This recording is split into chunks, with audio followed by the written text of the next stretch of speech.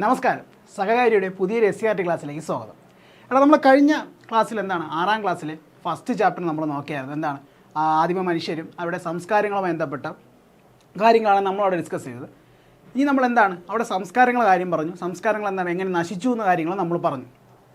അടുത്ത് നമ്മൾ എങ്ങനെയാണ് പറയുന്നതെന്ന് വെച്ചാൽ പുതിയ പുതിയ രാഷ്ട്രങ്ങൾ എങ്ങനെ വന്നു, അവിടുത്തെ പുതിയ ഭരണ സംവിധാനങ്ങളും കാര്യങ്ങളുമാണ് നമ്മൾ എന്താണ് പുതിയ ചാപ്റ്ററിൽ നോക്കാൻ പോകുന്നത്. നമ്മൾ ക്ലാസ്സിലോട്ട് പോകാം.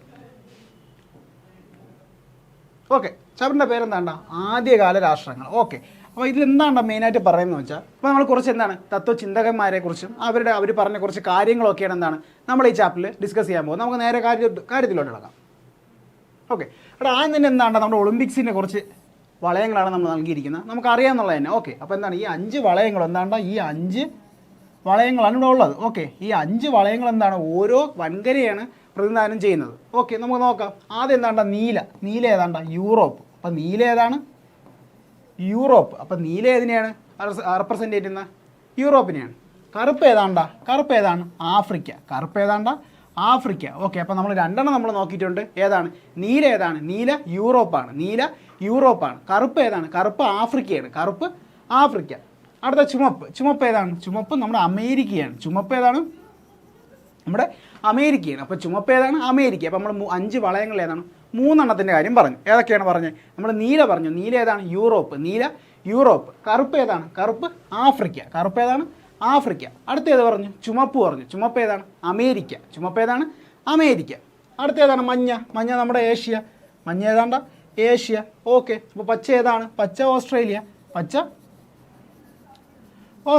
ഓക്കെ, അപ്പോൾ നമ്മളെന്താണ് ഒളിമ്പിക്സിൻ്റെ 5 വളയങ്ങൾ. ഓക്കെ, ഒളിമ്പിക്സിൻ്റെ ചിഹ്നമായ ഈ വളയങ്ങളിൽ 5 വളയങ്ങളും ഏതൊക്കെ വൻകരകളെയാണ് റെപ്രസെൻറ്റ് ചെയ്യുന്നത് നമ്മൾ പറഞ്ഞു. ഏതാണ്? നീല ഏത് പറഞ്ഞു? നീല യൂറോപ്പ് പറഞ്ഞു. കറുപ്പ് ഏതാണ്? കറുപ്പ് ആഫ്രിക്ക പറഞ്ഞു. ചുമപ്പ് ഏതാണ്? ചുമപ്പ് അമേരിക്ക പറഞ്ഞു. മഞ്ഞ ഏതാണ്? മഞ്ഞ ഏഷ്യ പറഞ്ഞു.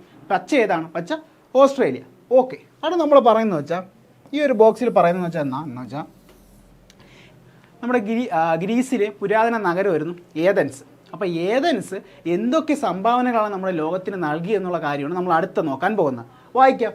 അപ്പോൾ ഒരു കുട്ടി പറയുന്ന ഒരു കോട്ടാണ് ഇവിടെ പറയുന്നത്. എന്താണ്? കൂട്ടരെ, ഈ ചിഹ്നങ്ങൾ നിങ്ങൾക്ക് പരിചിതമാണല്ലോ. ഇന്ന് ലോകം മുഴുവനും ഉത്സാഹത്തോടെ പങ്കെടുക്കുന്ന ഒളിമ്പിക്സിൻ്റെ ആരംഭം കുറിച്ചത് എവിടെയാണ്? പുരാതന ഗ്രീസാണ്. അങ്ങനെ പഠിച്ചോളണം. അപ്പോൾ എന്താണ് ഒളിമ്പിക്സ് എവിടെ തുടങ്ങിയെന്ന് വെച്ചാൽ പുരാതന ഗ്രീസ്. അങ്ങനെ തന്നെ പഠിച്ചോളണം. അപ്പോൾ എന്താണ് ഒളിമ്പിക്സ് എവിടെ ആരംഭിച്ചു എന്ന് പറഞ്ഞാൽ എന്താണ്? പുരാതന ഗ്രീസിലാണ് ഒളിമ്പിക്സ് ആരംഭിച്ചത്. ഓക്കെ, അടുത്ത എന്താണ്? ജനാധിപത്യം ഞങ്ങൾ ലോകത്തിന് നൽകിയ ഏറ്റവും വലിയ സംഭാവനയാണ്. ഓക്കെ, അപ്പോൾ പുരാതന ഗ്രീസ്. അപ്പോൾ ഗ്രീസുകാർ നമുക്ക് എന്താണ് നമ്മുടെ ഇന്ന് കാണുന്ന ഒളിമ്പിക്സിൻ്റെ രൂപം നൽകിയത് ആരാണ്? ഗ്രീസുകാരാണ്. പിന്നെന്താണ് ഇന്ന് നമ്മൾ ഫോളോ ചെയ്യുന്ന എന്താണ് ജനാധിപത്യത്തിൻ്റെ ആദ്യ രൂപം ആരുടെ സംഭാവനയായിരുന്നു? ഗ്രീസുകാരുടെ സംഭാവനയായിരുന്നു. അടുത്ത നമ്മൾ ഗ്രീസ് എവിടെ ലൊക്കേറ്റ് ചെയ്യുന്നു എന്നുള്ള കാര്യമാണ് നമ്മൾ പറയുന്നത്. ഓക്കെ, ഗ്രീസ് ഏതാണ്? ഗ്രീസ് ഒരു യൂറോപ്യൻ രാജ്യമാണ്. നമുക്ക് എല്ലാവർക്കും അറിയാം ഗ്രീസ് ഒരു യൂറോപ്യൻ രാജ്യമാണ്. ഓക്കെ, തെക്ക് കിഴക്കൻ യൂറോപ്പിൽ എവിടെയാണ് കറക്റ്റ് എക്സാക്റ്റ് പ്ലേസ് തന്നിട്ടുണ്ട്. തെക്ക് കിഴക്കൻ യൂറോപ്പിലാണ് ഗ്രീസ് സ്ഥിതി ചെയ്യുന്നത്. ഓക്കെ, അപ്പോൾ തെക്ക് കിഴക്കൻ യൂറോപ്പിലാണ് നമ്മുടെ ഗ്രീസ് എന്ന രാജ്യം സ്ഥിതി ചെയ്യുന്നത്. സെറ്റാണ്. അടുത്ത നോക്കാം. സമുദ്രനിരപ്പിൽ നിന്ന് ഉയർന്ന് സ്ഥിതി ചെയ്യുന്ന ഒറ്റപ്പെട്ട താഴ്വരകൾ, കുന്നുകൾ, ചെറുപർവ്വതങ്ങൾ തുടങ്ങിയവ ഭൂമിശാസ്ത്ര സവിശേഷതകൾ സമ്പന്നമാണ്. ഓക്കെ, അപ്പോൾ നമ്മുടെ ഗ്രീസിൽ ഒരുപാട് താഴ്വരകളുണ്ട്, കുന്നുകളുണ്ട്, ചെറുപർവ്വതങ്ങളുണ്ട് തുടങ്ങിയ ഭൂമിശാസ്ത്ര സവിശേഷതകൾ സമ്പന്നമാണ് ഗ്രീസ്. ഓക്കെ, അപ്പോൾ നമ്മൾ ഗ്രീസിൻ്റെ കാര്യം പറഞ്ഞു. ഗ്രീസ് വളരെ സമുദ്രനിരപ്പിൽ നിന്ന് വളരെ ഉയർന്ന ഒരു രാജ്യമാണ്. അവിടെ തന്നെ ചെറിയ കുന്നുകളുണ്ട്, ഒറ്റപ്പെട്ട താഴ്വരകളുണ്ട്. ഇവയൊക്കെയാണ് എന്താണ് ഗ്രീസിൻ്റെ ഭൂമിശാസ്ത്രപരമായ സവിശേഷതകൾ. അപ്പോൾ നമ്മൾ ഗ്രീസ് 2 സംഭാവനകളാണ് നമുക്ക് നൽകിയ. ഏതാണ്? ഒന്ന് ജനാധിപത്യം, ഒന്നെന്താണ് ഇന്ന് നാം കാണുന്ന എന്താണ് ഒളിമ്പിക്സിൻ്റെ ആദ്യ രൂപമൊക്കെ എന്താണ് പുരാതന ഗ്രീസിൽ ഉടലെടുത്തതാണ്. അപ്പോൾ 2 പോയിന്റ് നമ്മൾ എന്താണ് ഗ്രീസിനെ കുറിച്ച് പറയണ്ടായി. നമുക്ക് അടുത്തിലോട്ട് പോകാം. ഓക്കെ, അപ്പോൾ ഗ്രീക്കിലെ നഗരരാഷ്ട്രങ്ങളാണ് പറയുന്നത്. അപ്പോൾ ഗ്രീക്കിലെ പ്രധാന ഒരു നഗരം നമ്മൾ പറഞ്ഞു. ഏതാണ്? ഏതൻസ് പറഞ്ഞു. പിന്നെ ഒരു നഗരമുണ്ട് സ്പാർട്ട എന്ന് പറയുന്നത്. ഓക്കെ, അപ്പോൾ ഏതാണ് ഗ്രീസിൽ 2 നഗരങ്ങളാണ് നമ്മളിവിടെ ഡിസ്കസ് ചെയ്യാൻ പോകുന്നത്. ഒന്ന് ഏതൻസ് എന്ന നഗരവും പിന്നെ എന്താണ് സ്പാർട്ട എന്ന നഗരവും. അപ്പോൾ ഗ്രീസിലെ ചെറു നഗരങ്ങൾ എന്താണ് കുന്നുകളാൽ വേർപെട്ട് കിടക്കിയിരിക്കുകയാണ്. അപ്പോൾ ഓരോ നഗരങ്ങളിലും എന്താണ് അവിടെ പല ഭരണ സംവിധാനവും അവർ ഫോളോ ചെയ്തിരുന്നത്. ഗ്രീസിൽ എന്താണ് ഒരു പൊതു ഭരണ സംവിധാനം ഇല്ലായിരുന്നു. ഓക്കെ, അപ്പോൾ ഒന്നാമത്തെ പോയിന്റ് എന്താണ്? ഗ്രീസിൽ ഒരു പൊതു ഭരണ സംവിധാനം ഇല്ലായിരുന്നു. ഓക്കെ, അപ്പോൾ ഓരോ നഗരങ്ങളിലും എന്താണ് ഓരോ ഭരണ സംവിധാനമാണ് അവർ ഫോളോ ചെയ്തിരുന്നത്. പുരാതന ഗ്രീസിൽ ഗ്രാമങ്ങളായിരുന്നു പ്രധാന അധിവാസ കേന്ദ്രങ്ങൾ. കൃഷിയും കച്ചവടവും വികസിച്ചതോടെ നഗരങ്ങൾ രൂപപ്പെട്ടു. ഓക്കെ, കാലക്രമേണ ഒരു നഗരവും ചുറ്റുമുള്ള കുറേ ഗ്രാമങ്ങളും ചേർന്ന് നഗരരാഷ്ട്രങ്ങൾ രൂപപ്പെട്ടു. ഈ നഗരരാഷ്ട്രങ്ങൾ അവർ എന്താണ് വിളിച്ചിരുന്നത്? പോളീസ് എന്നാണ് പറഞ്ഞിരുന്നത്. ഓക്കെ, അപ്പോൾ ഗ്രീസിലെ നഗരരാഷ്ട്രങ്ങൾ അറിയപ്പെട്ട പേരെന്താണ്? പോളീസ് എന്നാണ് അറിയപ്പെടുന്നത്. ഓക്കെ, അടുത്ത് പറയാം. കടലുകളോ ഉയർന്ന പർവ്വതങ്ങളോ പുരാതന ഗ്രീസിലെ നഗരരാഷ്ട്രങ്ങളെ വേർതിരിച്ചിരുന്നു. ഓക്കെ, അപ്പോൾ ഈ കടലുകളും ഉയർന്ന പർവ്വതങ്ങളും ഗ്രീസിലെ ചെറു നഗരരാഷ്ട്രങ്ങളെ വേർതിരിച്ചിരുന്നു. അപ്പോൾ അവിടെ ഓരോ നഗരങ്ങളിലും ഓരോ ഭരണ സംവിധാനമാണ് അവർ ഫോളോ ചെയ്തിരുന്നത്. ഓക്കെ, ഇത് അടുത്ത പോയിന്റ്. ജനാധിപത്യത്തിൻ്റെ ആദ്യ രൂപം ഉടലെടുത്ത ഗ്രീക്ക് നഗരരാഷ്ട്രമായ ഏതൻസിലാണ്. ഓക്കെ, അപ്പോൾ നമ്മൾ നേരത്തെ പറഞ്ഞു എന്താണ് ജനാധിപത്യത്തിൻ്റെ ആദ്യ രൂപം ഉടലെടുത്ത എവിടെയാണ്? ഗ്രീക്ക് നഗരരാഷ്ട്രമായ ഏതൻസിലാണ്. ഭരണകർത്താക്കളെ തിരഞ്ഞെടുക്കുന്നതിലും നിയമനിർമ്മാണത്തിലും ഏതൻസിലെ എല്ലാ പൗരന്മാർക്കും പങ്കാളിത്തം ഉണ്ടായിരുന്നു. ഓക്കെ, അപ്പോൾ എന്താണ് നമ്മുടെ ഏതൻസിൽ ഇന്നത്തെ കാണുന്ന ജനാധിപത്യ രൂപം ഏതൻസിലാണ് ഉടലെടുത്തെങ്കിലും അവിടെ എല്ലാ പൗരന്മാർക്കും ഒരുപോലെ ഉള്ള പ്രാതിനിധ്യം ഇല്ലായിരുന്നു. ഓക്കെ, അതാണ് അടുത്ത പറയുന്നത്. എന്താണ്? സ്ത്രീകൾ, അടിമകൾ, വിദേശികൾ തുടങ്ങിയവർക്ക് പൗരത്വ പദവി ഉണ്ടായിരുന്നില്ല. ഓക്കെ, അപ്പോൾ ആർക്കൊക്കെയാണ്? എല്ലാ പുരുഷന്മാർക്കും അവിടുത്തെ ജനാധിപത്യ സംവിധാനത്തിൽ പങ്കാളിത്തം ഉണ്ടായിരുന്നു. എന്നാൽ ആർക്കൊക്കെ ഇല്ലായിരുന്നു? സ്ത്രീകൾ, അടിമകൾ, വിദേശികൾ തുടങ്ങിയവർക്ക് പൗരത്വ പദവി ഉണ്ടായിരുന്നില്ല. ഓക്കെ, അപ്പോൾ നമ്മൾ ആദ്യം പറഞ്ഞത് ഏതൻസിൻ്റെ പ്രത്യേകതയാണ് പറഞ്ഞത്. നമ്മൾ ഇന്നീ കാണുന്ന ജനാധിപത്യത്തിന് രൂപം നൽകിയ ആരാണ്? ഏതൻസുകാരാണെന്ന് പറഞ്ഞു. ഓക്കെ, അപ്പോൾ ഏതൻസിലെ എല്ലാ പുരുഷന്മാർക്കും അവരുടെ ജനാധിപത്യ സംവിധാനത്തിൽ പങ്കാളിത്തം ഉണ്ടായിരുന്നു. അപ്പോൾ സ്ത്രീകൾക്കും അടിമകൾക്കും വിദേശികൾക്കും അവിടെ ഒരു പങ്കാളിത്തം ഇല്ലായിരുന്നു. ഓക്കെ, അടുത്ത് നോക്കാം. പെരിക്ലിസ്, അടുത്ത നമ്മൾ പറയുന്ന ആളാണ് പെരിക്ലിസ്. അപ്പോൾ പെരിക്ലിസ് ആരാണ്? പെരിക്ലിസ് നമ്മൾ ഏതൻസിലെ ശക്തമായൊരു ഭരണാധികാരിയായിരുന്നു പെരിക്ലിസ്. ഏതൻസിലെ ശക്തമായൊരു ഭരണാധികാരിയായിരുന്ന പെരിക്ലിസിൻ്റെ ഭരണകാലത്താണ് ഏതൻസ് ഗ്രീക്ക് നഗരരാഷ്ട്രങ്ങളിൽ പ്രബലമായ സ്ഥാനം നേടിയെടുത്തത്. ഓക്കെ, അപ്പോൾ പെരിക്ലിസ് ആരാണ്? നമ്മുടെ ഏതൻസിലെ ശക്തമായൊരു ഭരണാധികാരിയായിരുന്നു പെരിക്ലിസ്. ഓക്കെ, അദ്ദേഹത്തിൻ്റെ ഭരണകാലത്തിലാണ് ഏതൻസ് കൂടുതൽ ശക്തി പ്രാപിച്ചത്. ഓക്കെ, ഇത്രയേ ഉള്ളൂ. അടുത്ത അധികാരം ഒരാളിൽ കേന്ദ്രീകരിക്കാതെ എല്ലാ ജനങ്ങൾക്കും പങ്കാളിത്തം ഉള്ളതാകണമെന്നായിരുന്നു പെരിക്ലിസിൻ്റെ ആശയം. അപ്പോൾ പെരിക്ലിസിൻ്റെ ആശയം എന്താണ്? അപ്പോൾ അധികാരം ഒരാളിൽ കേന്ദ്രീകരിക്കാതെ എല്ലാ ജനങ്ങളിലും എത്തണമെന്നായിരുന്നു പെരിക്ലിസിൻ്റെ ആശയം. ഓക്കെ, അപ്പോൾ പെരിക്ലിസ് ആരാണ്? ഏതൻസിലെ ഒരു പ്രധാന ഭരണാധികാരിയായിരുന്നു പെരിക്ലിസ്. ഓക്കെ, അപ്പോൾ അദ്ദേഹം പറഞ്ഞത്? ഭരണം ഒരാളുടെ കയ്യിൽ നിൽക്കാതെ എല്ലാ ജനങ്ങളിലോട്ട് വ്യാപിക്കണമെന്നാണ് പെരിക്ലിസ് അഭിപ്രായപ്പെട്ടത്. ഓക്കെ, ഇനി നമുക്ക് ഏതൻസിൻ്റെ മറ്റ് സവിശേഷതകൾ നോക്കാം. ഒന്നെന്താണ്? കല, സംസ്കാരം എന്നിവയ്ക്ക് പ്രാധാന്യം നൽകിയിരുന്ന വിദ്യാഭ്യാസ രീതി. അപ്പോൾ നമ്മുടെ ഗ്രീസിൽ ഏതൻസിലെ ഭരണ സംവിധാനം എങ്ങനെയായിരുന്നു? അവിടെ കല, സംസ്കാരം എന്നിവയ്ക്ക് പ്രാധാന്യം നൽകിയിരുന്ന വിദ്യാഭ്യാസ രീതിയാണ് ഏതൻസിൽ നൽകിയിരുന്നത്. ആൺകുട്ടികൾക്ക് 2 വർഷത്തെ നിർബന്ധിത സൈനിക സേവനം. അപ്പോൾ 2 പോയിന്റ് പഠിച്ചു. ഏതൻസിലെ 2 സവിശേഷത നമ്മൾ നോക്കി. കല, സംസ്കാരം എന്നിവയ്ക്ക് പ്രാധാന്യം നൽകിയിരുന്ന വിദ്യാഭ്യാസ രീതി. അപ്പോൾ കലകൾക്കും സംസ്കാരത്തിനും പ്രാധാന്യം നൽകിയ വിദ്യാഭ്യാസ രീതിയായിരുന്നു. അവിടുത്തെ ആൺകുട്ടികൾ നിർബന്ധിത സൈനിക സേവനം. എത്ര? 2 വർഷം. അപ്പോൾ അവിടുത്തെ ആൺകുട്ടികൾ 2 വർഷത്തെ നിർബന്ധിത സൈനിക സേവനം അവർ ഫോളോ ചെയ്തിരുന്നു. അടുത്ത ഒരു ശക്തമായ കപ്പൽപ്പടയും സൈനിക വ്യൂഹം ഉണ്ടായിരുന്നു. ഓക്കെ, അപ്പോൾ ഏതൻസിന് വലിയൊരു സൈനിക ശക്തി തന്നെയാണ് ഉണ്ടായിരുന്നത്. ഓക്കെ, അപ്പോൾ 3 പോയിന്റ് പറഞ്ഞു. അവിടുത്തെ വിദ്യാഭ്യാസ രീതി എങ്ങനെയാണ്? കല, സംസ്കാരം എന്നിവയ്ക്ക് പ്രാധാന്യം നൽകിയിരുന്ന വിദ്യാഭ്യാസ രീതി. അവിടെ കല, സംസ്കാരം എന്നിവയ്ക്ക് പ്രാധാന്യം നൽകിയ വിദ്യാഭ്യാസ രീതിയാണ് അവർ ഫോളോ ചെയ്തിരുന്നത്. അവർക്ക് പിന്നെ വലിയൊരു സൈനിക ബലം ഉണ്ടായിരുന്നു. അവിടുത്തെ ആൺകുട്ടികൾ 2 വർഷം നിർബന്ധിത സൈനിക സേവനം. അപ്പോൾ അവിടുത്തെ ആൺകുട്ടികൾ 2 വർഷം നിർബന്ധിത സൈനിക സേവനം ചെയ്തിരിക്കണം. ഓക്കെ, അടുത്ത ഏതൻസിലെ പൗരന്മാരാണ്. ഏതൻസിൽ എല്ലാവരും പൗരരായി പരിഗണിച്ചിരുന്നില്ല. അപ്പോൾ ഏതൻസിലെ എല്ലാവരും അവിടുത്തെ പൗരന്മാരായി പരിഗണിച്ചിരുന്നില്ല. ഒരു വ്യക്തിക്ക് പൗരത്വ പദവി ലഭിക്കണമെങ്കിൽ അയാൾ സ്വതന്ത്രനായ പുരുഷനായിരിക്കണം. ഓക്കെ, അപ്പോൾ ഒരു വ്യക്തിക്ക് അവിടെ ഒരു വ്യക്തിക്ക് പൗരത്വം ലഭിക്കണമെങ്കിൽ അയാൾ സ്വതന്ത്രനായൊരു പുരുഷനായിരിക്കണം. രക്ഷകർത്താക്കൾ ഏതൻസുകാരായിരിക്കണം എന്നിങ്ങനെയുള്ള നിബന്ധനകളുണ്ടായിരുന്നു. ഓക്കെ, അപ്പോൾ നമ്മളെ രാജ്യത്ത് പൗരത്വം നേടുന്നതിന് ഓരോ നിബന്ധനകളില്ലേ? അപ്പോൾ അതിൻ്റെയൊക്കെ ആദ്യകാല രൂപമാണ് ഏതൻസിൽ നമ്മൾ കാണുന്നത്. ഓക്കെ, അപ്പോൾ അവിടുത്തെ അവർ പറഞ്ഞ 2 പോയിന്റ് അവിടുത്തെ വ്യക്തിക്ക് ഏതൻസിലെ പൗരത്വം ലഭിക്കണമെങ്കിൽ അയാൾ സ്വതന്ത്രനായൊരു പുരുഷനായിരിക്കണം. അപ്പോൾ ഒന്നാമത്തെ പോയിന്റ് അയാൾ സ്വതന്ത്രനായൊരു പുരുഷനായിരിക്കണം. അയാളുടെ രക്ഷകർത്താക്കൾ ആരായിരിക്കണം? ഏതൻസിൽ നിന്നുള്ളവരായിരിക്കണം. ഓക്കെ, നമ്മൾ ഈ പോയിന്റിൽ ഇവിടെ നമ്മൾ പറഞ്ഞത്? ഏതൻസിലെ കുറച്ച് സവിശേഷതകളാണ് പറഞ്ഞത്. പിന്നെന്ത് പറഞ്ഞു? പെരിക്ലിസ് എന്ന് പറയുന്ന അവിടുത്തെ ഒരു ഭരണാധികാരിയോ പറഞ്ഞു. അപ്പോൾ അദ്ദേഹത്തിൻ്റെ കാലഘട്ടത്തിലാണ് ഏതൻസ് വലിയൊരു രാഷ്ട്രമായി മാറിയതും കൂടുതൽ സ്ഥലങ്ങളൊക്കെ വെട്ടിപ്പിടിച്ചതൊക്കെ. അദ്ദേഹം ചെയ്തത്? ഭരണം ഒരാളിൽ കേന്ദ്രീകരിക്കാതെ എന്നൊരു സ്വേച്ഛാധിപതിയെ പോലെ ഭരിക്കാതെ അധികാരം താഴെക്കിടയിലുള്ള ജനങ്ങൾക്കും കൂടെ അദ്ദേഹം പോകണം എന്നാണ് അദ്ദേഹത്തിൻ്റെ ആഗ്രഹം. പിന്നെ അവിടുത്തെ വിദ്യാഭ്യാസം എങ്ങനെയാണ്? കലയ്ക്കും സംസ്കാരത്തിനും പ്രാധാന്യം നൽകി. അതിനൊക്കെയാണ് കലയ്ക്കും സംസ്കാരത്തിനും പ്രാധാന്യം നൽകി. പിന്നെന്ത്? ആൺകുട്ടികൾക്ക് എന്താണ് 2 വർഷത്തെ നിർബന്ധിത സൈനിക സേവനം. അപ്പോൾ ആൺകുട്ടികൾക്ക് എന്താണ് 2 വർഷത്തെ നിർബന്ധിത സൈനിക സേവനം ചെയ്തിരിക്കണം. പിന്നെന്ത് പറഞ്ഞു? അവർ വലിയൊരു കപ്പൽ സേന, അതെന്താണ് വലിയൊരു സൈനിക ശക്തി തന്നെ അവർക്കുണ്ടായിരുന്നു. അപ്പോൾ നമ്മൾ ഏതൻസിൻ്റെ കാര്യങ്ങൾ അത്രയും കഴിഞ്ഞു. ഇനി നമ്മളടുത്ത് എന്താണ്? സ്പാർട്ട എന്ന രാജ്യമാണ് നമ്മൾ പറഞ്ഞത്. ഓക്കെ, അപ്പോൾ നമ്മൾ ഏതൻസിൻ്റെ കാര്യം പറഞ്ഞു. അടുത്ത് എന്താണ്? സ്പാർട്ടയിൽ എങ്ങനെയായിരുന്നു? ഏതൻസിൽ നിന്ന് വ്യത്യസ്തമായി പ്രഭുഭരണമാണ് സ്പാർട്ടയിൽ നിലനിന്നിരുന്നത്. അപ്പോൾ നമുക്ക് ഏകദേശ രൂപം കിട്ടും. സ്പാർട്ടയിൽ എന്താണ്? സ്വേച്ഛാധിപത്യമാണ് അവിടെ നിലനിന്നിരുന്നത്. ഓക്കെ, അപ്പോൾ സ്പാർട്ടയിൽ എന്താണ്ട? പ്രഭുഭരണമാണ് നിലനിന്നിരുന്നത്. അപ്പോൾ സ്പാർട്ടയിൽ പ്രഭുഭരണം. ഓക്കെ, അടുത്ത് എന്താണ്ട? പരമ്പരാഗത മൂല്യങ്ങൾക്കും സൈനിക പരിശീലനത്തിനും മുൻതൂക്കമുള്ള വിദ്യാഭ്യാസ സമ്പ്രദായമാണ് അവിടെ ഉണ്ടായിരുന്നത്. ഓക്കെ, അപ്പോൾ ഇവിടുത്തെ വിദ്യാഭ്യാസം എങ്ങനെയാണ്? പരമ്പരാഗത മൂല്യങ്ങൾക്കും സൈനിക പരിശീലനത്തിനും എന്താണ്? മുൻതൂക്കം നൽകിയിരുന്നു. എന്നാൽ നമ്മൾ ഏതൻസിൽ എങ്ങനെയാണ്? കലയ്ക്കും സംസ്കാരത്തിനാണ് അവിടെ വിദ്യാഭ്യാസത്തിന് പ്രാധാന്യം നൽകിയത്. ഇവിടെ എന്താണ്? പരമ്പരാഗത മൂല്യങ്ങൾക്കും പിന്നെ എന്താണ്? സൈനിക പരിശീലനത്തിനുമാണ് അവരെന്താണ്? വിദ്യാഭ്യാസത്തിന് പ്രാധാന്യം നൽകിയിരുന്നത്.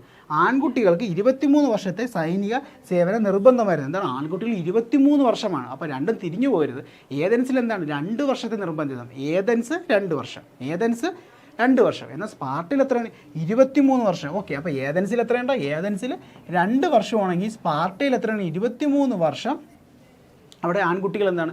നിർബന്ധിത സൈനിക സേവനം നടത്തിയിരിക്കണം. ഓക്കെ, അപ്പോൾ നമ്മൾ സ്പാർട്ടയുടെ കാര്യം പറഞ്ഞു. എന്താണ്? സ്പാർട്ടയിൽ പ്രഭുഭരണം. സ്പാർട്ടയിൽ എന്താണ്? പ്രഭുഭരണം, ഒരു സ്വേച്ഛാധിപത്യ ഭരണ രീതിയായിരുന്നു സ്പാർട്ട ഫോളോ ചെയ്തിരുന്നത്.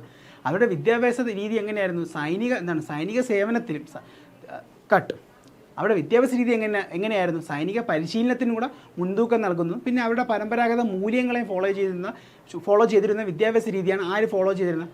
സ്പാർട്ട ഫോളോ ചെയ്തിരുന്നത്. ഓക്കെ, നമുക്ക് അടുത്തതിലോട്ട് പോകാം. ഓക്കെ, അടുത്തെന്താണ്ട? ഗ്രീക്ക് നാരരാഷ്ട്രങ്ങളുമായി ശത്രുതയിലായിരുന്നു പേർഷ്യൻ സാമ്രാജ്യം. ഓക്കെ, അപ്പോൾ എന്താണ്? ഗ്രീക്ക് നാരരാഷ്ട്രങ്ങളായിട്ട് എന്താണ്? പേർഷ്യൻ സാമ്രാജ്യം ഇടയ്ക്കിടയ്ക്ക് യുദ്ധങ്ങൾ ചെയ്യുകയുണ്ടായിരുന്നു. ഓക്കെ, ഏതൻസിൻ്റെ സ്പാർട്ടയുടെ സംയുക്ത സൈന്യത്തെ ആക്രമിച്ചു കീഴടക്കി. ഗ്രീക്ക് നാരരാഷ്ട്രങ്ങളുമായി ശത്രുതയിലായിരുന്ന പേർഷ്യൻ സാമ്രാജ്യത്തെ ഏതൻസിൻ്റെ സ്പാർട്ടയുടെ സംയുക്ത സൈന്യം ആക്രമിച്ചു കീഴടക്കി. ഈ യുദ്ധങ്ങളാണ് ഗ്രീക്കോ പേർഷ്യൻ യുദ്ധങ്ങളെന്ന് പറയുന്നത്. ഓക്കെ, അപ്പോൾ നമ്മളിവിടെ ഒരു യുദ്ധത്തിൻ്റെ കേസാണ് പറഞ്ഞത്. എന്താണ്? ഗ്രീക്കോ പേർഷ്യൻ യുദ്ധം. ആരൊക്കെ തമ്മിലായിരിക്കും? ഗ്രീസുകാരും പേർഷ്യൻ സാമ്രാജ്യവും തമ്മിൽ. കാരണം എന്താണ്? ഈ പേർഷ്യൻ സാമ്രാജ്യം ആയിട്ട് എന്താണ്? നമ്മളെ ഗ്രീക്ക് അങ്ങനെ രാഷ്ട്രങ്ങൾ എപ്പോഴും എന്താണ്? യുദ്ധങ്ങൾ ഏർപ്പെട്ടുകൊണ്ടിരുന്നു. അങ്ങനെ എന്താണ്? നമ്മുടെ ഏതൻസിൻ്റെയും സ്പാർട്ടയുടെയും എന്താണ്? സംയുക്ത സൈന്യം എന്താണ്? ഈ പേർഷ്യൻ സാമ്രാജ്യത്തെ കീഴടക്കുകയുണ്ടായി. അപ്പോൾ ആ യുദ്ധമാണ് എന്താണ്? ഗ്രീക്കോ പേർഷ്യൻ യുദ്ധം. എന്നാൽ പിൽക്കാലത്ത് ഏതൻസുമായി ശത്രുതയിലായിരുന്ന സ്പാർട്ടയും. ഓക്കെ, ഇവരെന്താണ്? ഒരു സംയുക്ത സൈന്യത്തോട് എന്താണ്? പേർഷ്യൻ സാമ്രാജ്യത്തെ തോൽപ്പിച്ചതെങ്കിലും പിന്നീട് എന്താണ്? ഇവർക്കിടയിൽ എന്നൊരു ശത്രുത വരികയുണ്ടായി. ഓക്കെ, അപ്പോൾ എന്താണ്? പിൽക്കാലത്ത് എന്താണ്? ഏതൻസുമായി ശത്രുതയിലായ സ്പാർട്ടയുമായി സഖ്യത്തിലായിരുന്ന ചില നാരരാഷ്ട്രങ്ങൾ ചേർന്ന് ഏതൻസിനെ ആക്രമിച്ചു. ഓക്കെ, അപ്പോൾ എന്താണ്? ഏതൻസ് എന്താണ്? ഒറ്റക്കെട്ടായി എന്താണ്? പേർഷ്യൻ സാമ്രാജ്യത്തെ തോൽപ്പിച്ചത്. പിന്നീട് എന്ത് പറ്റി? ഈ സ്പാർട്ടയും ഏതൻസും തമ്മിൽ എന്താണ്? വീണ്ടും പ്രശ്നങ്ങൾ വരികയും പിന്നെ എന്താണ്? സ്പാർട്ടയും കുറച്ച് നാരരാഷ്ട്രങ്ങൾ ചേർന്നൊരു സംയുക്ത സൈന്യം ഉണ്ടാക്കി ആരെ ആക്രമിച്ചെന്നാണ് പറയുന്നത്? നമ്മുടെ ഏതൻസിനെ ആക്രമിച്ചു. ഓക്കെ, അടുത്ത നമ്മളൊരു യുദ്ധത്തിൽ പോവുകയാണ്. എന്താണ്? പെലോപ്പനേഷ്യൻ യുദ്ധങ്ങൾ. അപ്പോൾ 2 യുദ്ധങ്ങളാണ് നമ്മൾ പറഞ്ഞത്. പേർഷ്യൻ യുദ്ധങ്ങൾ. ഏതൊക്കെയാണ്? ഗ്രീക്കോ പേർഷ്യൻ യുദ്ധം. അത് നമുക്ക് കിട്ടുമെന്നാണ്. ഗ്രീക്കുകാരും പേർഷ്യൻ സാമ്രാജ്യം. ഓക്കെ, ഗ്രീക്കിൽ ആരൊക്കെ സംയുക്ത സൈന്യം? ഏതൻസിൻ്റെ സ്പാർട്ടയുടെ സംയുക്ത സൈന്യം. അതാണ് ഗ്രീക്കോ പേർഷ്യൻ യുദ്ധങ്ങൾ. അടുത്ത എന്താണ്? പെലോപ്പനേഷ്യൻ യുദ്ധങ്ങൾ. എന്താണ്? പെലോപ്പനേഷ്യൻ യുദ്ധങ്ങൾ ആരൊക്കെ തമ്മിലായിരുന്നു? നമ്മുടെ ഏതൻസും സ്പാർട്ടയും തമ്മിൽ. ഓക്കെ, നമ്മൾ ഈ സ്ലൈഡിൽ 2 യുദ്ധങ്ങളെ പറയുള്ളൂ. എന്താണ്? ഗ്രീക്കോ പേർഷ്യൻ യുദ്ധങ്ങളും പെലോപ്പനേഷ്യൻ യുദ്ധങ്ങളും. ഓക്കെ, നമുക്ക് അടുത്തിലോട്ട് പോകാം. ഓക്കെ, അടുത്ത മാരത്തണുണ്ട്. നമുക്കറിയാം, നമ്മൾ കൊച്ചി മാരത്തണുണ്ട്. ഇപ്പം നമ്മുടെ എന്താണ്? ട്രിവാൻഡ്രം മാരത്തോൺ ഇപ്പോൾ എന്താണ്? നമ്മുടെ കഴക്കൂട്ടത്തൊക്കെ വെച്ച് നടക്കുകയുണ്ടായി. അപ്പോൾ എന്താണ് മാരത്തോൺ? മാരത്തോൻ്റെ ആദ്യ രൂപം എവിടെ നിന്ന് വന്നു എന്നൊക്കെ എന്താണ്? നമുക്ക് ഈ ബോക്സ് വായിക്കുമ്പോൾ കൃത്യമായിട്ട് കിട്ടും. ഓക്കെ, എന്താണ്ട? ഗ്രീക്കോ പേർഷ്യൻ യുദ്ധ സമയത്ത് ഏതൻസിൽ നിന്ന് 26 മൈലുകൾക്കപ്പുറത്തുള്ള മാരത്തണിൽ വച്ച് ഗ്രീക്കുകാരും പേർഷ്യക്കാരും ഏറ്റുമുട്ടി. നമ്മൾ നേരത്തെ പറഞ്ഞു എന്താണ്? ഗ്രീക്കോ പേർഷ്യൻ യുദ്ധത്തിൻ്റെ കാര്യം പറഞ്ഞു. യുദ്ധത്തിൽ ഗ്രീക്കുകാർ വിജയികളായി. ഓക്കെ, അപ്പോൾ എന്താണ്? നമ്മുടെ ഏതൻസിൻ്റെ സ്പാർട്ടയുടെ സംയുക്ത സൈന്യം എന്താണ്? പേർഷ്യൻ സാമ്രാജ്യത്തെ എന്താണ്? തോൽപ്പിക്കുകയുണ്ടായി. വിജയവാർത്ത അറിയിക്കുന്നതിന് വേണ്ടി ഒരു സന്ദേശവാഹകനെ ഏതൻസിലേക്ക് അയച്ചു. അത്രയും ദൂരം ഓടിയെത്തി അയാൾ സന്തോഷത്തോടെ ആഹ്ലാദിക്കൂ, നമ്മൾ വിജയിച്ചു എന്ന് പറഞ്ഞു. ഓക്കെ, എന്താണ്? അപ്പോൾ ഇവർ യുദ്ധത്തിൽ വിജയിച്ചു. അപ്പോൾ എന്താണ്? ആ കാര്യം എന്താണ്? അവരെ നാട്ടിൽ അറിയിക്കുക. അതിനുവേണ്ടി എന്താണ്? അവരെന്താണ്? ഒരു ആൾക്കാരെന്താണ്? ഒരു സന്ദേശവാഹനെ ഏൽപ്പിച്ചു. അദ്ദേഹം എന്താണ്? ഓടി അവരുടെ നാട്ടിലെത്തി. എന്താണ്? നമ്മൾ വിജയിച്ചു എന്ന് വെച്ചാൽ അദ്ദേഹം എന്താണ്? തൻ്റെ സന്തോഷം അവിടെ അറിയിക്കുകയുണ്ടായി. എന്നാൽ ദീർഘദൂരം ഓടിയതിൻ്റെ ഫലമായി അയാൾ അപ്പോൾ തന്നെ മരണപ്പെടുകയുണ്ടായി. ഓക്കെ, അയാൾ എന്താണ്? അത്രയും ദൂരം ഓടി വന്നു. അയാൾ ഈ സന്തോഷം പ്രകടിപ്പിക്കുന്നതിനിടയിൽ അയാൾ മരണപ്പെട്ടു എന്നാണ് പറയുന്നത്. ഈ ഓട്ടത്തിൻ്റെ ഓർമ്മയ്ക്ക് ദീർഘദൂര ഓട്ടത്തിന് മാരത്തൺ ഓട്ടം എന്ന് പേര് നൽകി. ഓക്കെ, അപ്പോൾ നമ്മുടെ മാരത്തൺ ഓട്ടം എവിടെ ഉടലെടുത്തു എന്നാണ് പറയുന്നത്. അപ്പോൾ എന്താണ് ഇതിൻ്റെ പശ്ചാത്തലം? നമ്മുടെ ഗ്രീക്കോ പേർഷ്യൻ യുദ്ധം കഴിഞ്ഞു, നമ്മുടെ ഗ്രീക്കുകാരുടെ സംയുക്ത സൈന്യം എന്താണ് വിജയിക്കുകയുണ്ടായി. അപ്പോൾ ഇതിൻ്റെ സന്തോഷം എന്താണ്? അവരുടെ നാട്ടിലെ ജനങ്ങളെ അറിയിക്കുക എന്ന ഉദ്ദേശത്തോടെ എന്താണ് ഒരു സന്ദേശവാഹകനെ, ഒരു ദൂതനെ എന്താണ് അവരെ ഏൽപ്പിക്കുകയുണ്ടായി. അദ്ദേഹം എന്താണ് ഇത് അറിയിക്കാൻ വേണ്ടി ഇത്രയും ദൂരമാണ്, അതായത് 26 മൈലുകളുണ്ട്, അത്രയും ദൂരം എന്താണ് അദ്ദേഹം ഓടി വരികയുണ്ടായി. ഓടി അദ്ദേഹത്തിൻ്റെ നാട്ടിലെത്തി എന്താണ് ഈ സന്തോഷം പറയുന്നതിനിടയിൽ എന്താണ് അദ്ദേഹം മരണപ്പെട്ടു. അപ്പോൾ ആ ഒരു ഓർമ്മയ്ക്കാണ് എന്താണ് ദീർഘദൂര ഓട്ടങ്ങൾക്ക് മാരത്തൺ എന്ന പേര് നൽകി. എന്താണ് മാരത്തൺ എന്ന പേര് നൽകി. അപ്പോൾ ഒരു മാരത്തൺ എന്ന പേര് വന്ന എവിടെയാണ്? അതായത് യുദ്ധം വെച്ച് എവിടെയാണ്? മാരത്തണിൽ വെച്ചാണ്. മാരത്തൺ എന്ന സ്ഥലത്തിൽ വെച്ചാണ് എന്താണ് ഈ ഗ്രീക്കുകാരും പേർഷ്യക്കാരും തമ്മിൽ ഏറ്റുമുട്ടലുണ്ടായത്. അടുത്തെന്താണ്ട? ഹെറഡോട്ടസും തൂസിഡൈഡസും. നമ്മൾ ഹെറഡോട്ടസ് നിങ്ങൾക്ക് അറിയാം. എന്താണ് ഹെറഡോട്ടസ്? ആരാണ്ട? ഹെറഡോട്ടസ് ആണ് നമ്മുടെ ചരിത്രത്തിൻ്റെ പിതാവെന്നാണ് ആരറിയപ്പെടുന്നത്? ഹെറഡോട്ടസ് അറിയപ്പെടുന്നത്. നമുക്ക് നേരെ എന്താണ് ഈ ബോക്സിൽ പറയുന്നത് നോക്കാം. അവിടെ ഗ്രീക്കോ പേർഷ്യൻ യുദ്ധങ്ങളെ ഇതിവൃത്തമാക്കി രചിച്ച കൃതിയാണ് ദ ഹിസ്റ്ററീസ്. ഓക്കെ, അപ്പോൾ എന്താണ് നമ്മുടെ ഗ്രീക്കോ പേർഷ്യൻ യുദ്ധങ്ങളെ ഇതിവൃത്തമാക്കി രചിച്ച പുസ്തകമാണ് ദി ഹിസ്റ്ററീസ്. ഓക്കെ, ലോകത്തിലെ ആദ്യത്തെ ചരിത്ര കൃതിയാണ്. ഓക്കെ, അപ്പോൾ ദി ഹിസ്റ്ററീസ് എന്താണ് ലോകത്തിലെ ആദ്യത്തെ ചരിത്ര കൃതിയാണ്. ചരിത്രത്തിൻ്റെ പിതാവ് എന്നറിയപ്പെടുന്ന ഹെറഡോട്ടസ് ആണ് കൃതി രചിച്ചത്. ഓക്കെ, അപ്പോൾ ഞാൻ നേരത്തെ പറഞ്ഞു നമുക്ക് എല്ലാവർക്കും അറിയുന്ന ബേസ് പോയിന്റാണ്. എന്താണ് നമ്മുടെ ചരിത്രത്തിൻ്റെ പിതാവാരാണ്? ഹെറഡോട്ടസ്. അദ്ദേഹം തന്നെ ചരിത്രത്തെ ഇതിവൃത്തമാക്കി ലോകത്ത് ആദ്യമായി രചിച്ച ഒരു പുസ്തകമാണ് ദി ഹിസ്റ്ററീസ്. അതിൻ്റെ രചയിതാവാരാണ്? നമ്മുടെ ഹെറഡോട്ടസ് ആണ്. ഓക്കെ, 2 പോയിന്റ് കിട്ടി. എന്താണ് നമ്മുടെ ഹിസ്റ്ററീസ് എന്ന് പറയുന്ന ദി ഹിസ്റ്ററീസ് എന്ന പുസ്തകത്തിൻ്റെ രചയിതാവാരാണ്? ഹെറഡോട്ടസ്. ദി ഹിസ്റ്ററീസ് എന്ന പുസ്തകത്തിൻ്റെ പശ്ചാത്തലം എന്താണ്? നമ്മുടെ ഗ്രീക്കോ പേർഷ്യൻ യുദ്ധം. ഓക്കെ, ഗ്രീക്കോ പേർഷ്യൻ യുദ്ധം. അടുത്ത സ്പാർട്ടയും ഏതൻസും തമ്മിൽ നടന്ന പെലപ്പനേഷ്യൻ യുദ്ധങ്ങളെ ചരിത്രം രേഖപ്പെടുത്തിയത് തൂസിഡൈഡസിൻ്റെ ഏതാണ്? The history of the Peloponnesian war. Okay, അപ്പോൾ 2 വാർ നമ്മൾ പറഞ്ഞു അവിടെ. അതിന് ഇതിവൃത്തമാക്കി 2 പുസ്തകങ്ങൾ 2 വ്യക്തി രചിച്ചു. ഓക്കെ, ദി ഹിസ്റ്ററീസ് ആര് രചിച്ചു? ഹെറഡോട്ടസ്. അതിൻ്റെ പശ്ചാത്തലം എന്താണ്? ഗ്രീക്കോ പേർഷ്യൻ യുദ്ധം. അടുത്ത തൂസിഡൈഡസ് എന്ത് പുസ്തകം രചിച്ചു? തൂസിഡൈഡസിൻ്റെ പുസ്തകം എന്താണ്? The history of the Peloponnesian. Okay, അപ്പോൾ തൂസിഡൈഡസ് ഏത് പുസ്തകമാണ് രചിച്ചത്? The history of Peloponnesian. അപ്പോൾ പെലപ്പനേഷ്യൻ വാർ ആരൊക്കെ തമ്മിലായിരുന്നു? നമ്മുടെ ഏതൻസും സ്പാർട്ടയും തമ്മിലുള്ള വാറായിരുന്നു. ഓക്കെ, അപ്പോൾ നമ്മുടെ മാരത്തോൺ ഓട്ടത്തിൻ്റെ എന്താണ് എങ്ങനെയാണ് മാരത്തോൺ ഓട്ടം രൂപം വന്നതും ആ പേരെങ്ങനെ മാരത്തോൺ ആയെന്ന് നമ്മൾ പറഞ്ഞു. പിന്നെ എന്താണ് ഹെറഡോട്ടസിനെ പറ്റിയും അദ്ദേഹത്തിൻ്റെ കൃതിയെയും പറ്റി പറഞ്ഞു. തൂസിഡൈഡസും പറഞ്ഞു, അദ്ദേഹത്തിൻ്റെ കൃതികളെ പറ്റിയും പറഞ്ഞു. ഓക്കെ, അപ്പോൾ നമ്മൾ ഇത്ര ഇവിടെ പറഞ്ഞിട്ടുള്ളൂ. നമുക്ക് എന്താണ് അടുത്ത സ്ലൈഡിലോട്ട് പോകാം. ഓക്കെ, ഞാൻ നേരത്തെ പറഞ്ഞു എന്താണ് നമ്മളെ ഈ ഒരു പാഠഭാഗത്തിൽ എന്താണ് കുറച്ച് ഗ്രീക്ക് തത്വചിന്തകര കാര്യങ്ങളൊക്കെ പറയുമെന്ന് നമ്മൾ പറഞ്ഞു. ഓക്കെ, അപ്പോൾ അതിലോട്ടാണ് നമ്മൾ പോകാൻ പോകുന്നത്. ഓക്കെ, സോക്രട്ടീസ് ആരാണ്ട? ഒന്നാമത്തേനാണ് സോക്രട്ടീസ്. അദ്ദേഹത്തിൻ്റെ സംഭാവനകൾ എന്തായിരുന്നു? അറിവാണ് നന്മ എന്ന തത്വത്തിന് പ്രാധാന്യം നൽകി. അപ്പോൾ സോക്രട്ടീസ് പറഞ്ഞ എന്താണ്ട? അറിവാണ് നന്മ എന്ന തത്വത്തിന് പ്രാധാന്യം നൽകി. അദ്ദേഹത്തിൻ്റെ ഒരു ആശയമായിരുന്നു സമ്പാദ രീതി. എന്താണ്ട? സമ്പാദ രീതി. ഓക്കെ, അപ്പോൾ സോക്രട്ടീസ് എന്താണ്? സോക്രട്ടീസ് എന്താണ്? അദ്ദേഹം പറഞ്ഞ എന്താണ്? അറിവാണ് നന്മ എന്നാണ് അദ്ദേഹത്തിൻ്റെ തത്വം. ഓക്കെ, അപ്പോൾ അദ്ദേഹം മുന്നോട്ട് വെച്ച തത്വം എന്താണ്? അറിവാണ് നന്മ. അതേ എന്താണ്? അതേ ആശയങ്ങൾ പ്രചരിച്ച് എങ്ങനെയാണ്? സമ്പാദ രീതിയിലൂടെയാണ്. അപ്പോൾ 2 പോയിന്റ്. സമ്പാദ രീതി ആരുടെ? സോക്രട്ടീസ്. സമ്പാദ രീതി സോക്രട്ടീസ്. സമ്പാദ രീതി സോക്രട്ടീസ്. അറിവാണ് നന്മ സോക്രട്ടീസ്. അറിവാണ് നന്മ സോക്രട്ടീസ്. ഓക്കെ, അടുത്ത നമ്മൾ പറയുന്നത് എന്താണ്? അദ്ദേഹത്തിൻ്റെ തന്നെ ശിഷ്യനായ പ്ലേറ്റോയെ പറ്റിയാണ്. ഓക്കെ, നമ്മുടെ സോക്രട്ടീസിൻ്റെ ശിഷ്യനാണ് പ്ലേറ്റോ.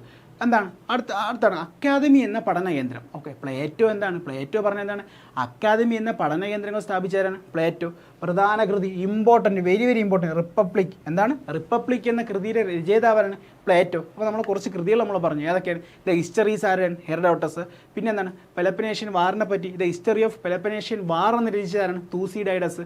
അതും പറഞ്ഞു. ഇപ്പം നമ്മൾ പറഞ്ഞു ദി റിപ്പബ്ലിക് ആരുടെയാണ്? പ്ലേറ്റോയുടെയാണ്. ഓക്കെ, അപ്പോൾ എന്താണ് നമ്മൾ 2 തത്വചിന്തകരുടെ കാര്യം പറഞ്ഞു. സോക്രട്ടീസ് എന്താണ്? അറിവാണ് നന്മ സോക്രട്ടീസ്. എന്താണ്? അറിവാണ് നന്മ സോക്രട്ടീസ്. ഓക്കെ, അറിവാണ് നന്മ സോക്രട്ടീസ്. ഓക്കെ, കഴിഞ്ഞു. അടുത്തെന്താണ്? അദ്ദേഹം സമ്പാദ രീതിയിലൂടെയാണ് ആശയങ്ങൾ പ്രചരിച്ചത്. അടുത്ത നമ്മൾ ആരെ പറഞ്ഞു? നമ്മുടെ സോക്രട്ടീസിൻ്റെ തന്നെ ശിഷ്യനായ പ്ലേറ്റോയെ പറ്റി പറഞ്ഞു. അദ്ദേഹം എന്താണ്? അക്കാദമി എന്ന പഠനകേന്ദ്രങ്ങൾ. എന്താണ്? അക്കാദമി എന്ന പഠനകേന്ദ്രങ്ങൾ സ്ഥാപിച്ചാരാണ്? പ്ലേറ്റോയാണ്. അദ്ദേഹത്തിൻ്റെ കൃതിയാണ് റിപ്പബ്ലിക്. അടുത്തെന്താണ്? നമ്മുടെ പ്ലേറ്റോയുടെ തന്നെ ശിഷ്യനായ അരിസ്റ്റോട്ടിൽ. ഓക്കെ, അപ്പോൾ നമ്മൾ കുറച്ച് ഗുരു ശിഷ്യൻ അങ്ങനെ ഒരു ബസ്സിലാണ് പോകുന്നത് ഈ ഒരു ഫ്ലോ ചാർട്ട്. അപ്പോൾ നമ്മൾ ആരും പറഞ്ഞു? സോക്രട്ടീസ് പറഞ്ഞു. അദ്ദേഹത്തിൻ്റെ ശിഷ്യനായ പ്ലേറ്റോയെ പറ്റി പറഞ്ഞു. അടുത്ത പ്ലേറ്റോയുടെ ശിഷ്യനായ അരിസ്റ്റോട്ടിൽ. ആരാണ്? അരിസ്റ്റോട്ടിൽ. നമ്മളെല്ലാം കേട്ടിട്ടുള്ളത് തന്നെ അരിസ്റ്റോട്ടിൽ. ഓക്കെ, പ്ലേറ്റോയുടെ അക്കാദമിയിൽ വിദ്യാർത്ഥിയായിരുന്നു. നമ്മൾ നേരത്തെ പറഞ്ഞു പ്ലേറ്റോ സ്ഥാപിച്ച പഠനകേന്ദ്രങ്ങളാണ് അക്കാദമി. ആ അക്കാദമിയിലെ ഒരു വിദ്യാർത്ഥി ആരായിരുന്നു? നമ്മുടെ അരിസ്റ്റോട്ടിലായിരുന്നു. തൈസിയം. അടുത്ത ഇമ്പോർട്ടൻ്റ് തൈസിയം എന്ന പഠന കേന്ദ്രം. അപ്പോൾ അരിസ്റ്റോട്ടിൽ തൈസിയം. ഓക്കെ, അക്കാദമി ആരാണ്? പ്ലേറ്റോ. Academy Plato. തൈസിയം ആരാണ്? Lyceum Aristotle. അടുത്ത വെരി ഇമ്പോർട്ടൻറ്റ് പൊളിറ്റിക്സ് എന്ന പുസ്തകം രചിച്ചതാരാണ്? അരിസ്റ്റോട്ടിൽ. ഓക്കെ, പൊളിറ്റിക്സ് എന്ന പുസ്തകം രചിച്ചതാരാണ്? അരിസ്റ്റോട്ടിൽ. അപ്പോൾ നമ്മൾ വളരെ ഇമ്പോർട്ടൻ്റ് ആയിട്ടുള്ള ഒരു ഫ്ലോ ചാർട്ടാണ് ഇവിടെ പഠിച്ചത്. എന്താണ് ആദ്യം പറഞ്ഞ എന്താണ്? സോക്രട്ടീസ് ആരാണ്ട? അദ്ദേഹത്തിൻ്റെ ഒരു തത്വം എന്താണ്? അറിവാണ് നന്മ. ഓക്കെ, അറിവാണ് നന്മ. അടുത്ത എന്താണ്? അദ്ദേഹം സമ്പാദ്യ രീതിയിലൂടെയാണ് ആശയങ്ങൾ എന്താണ് പ്രചരിപ്പിച്ചത്. അപ്പോൾ സമ്പാദ്യ രീതി ആരുടെയാണ്? സോക്രട്ടീസ്. ഓക്കെ, വെച്ച് കണക്ട് ചെയ്തു. സംവാദം സോക്രട്ടീസ്. അടുത്ത എന്താണ്?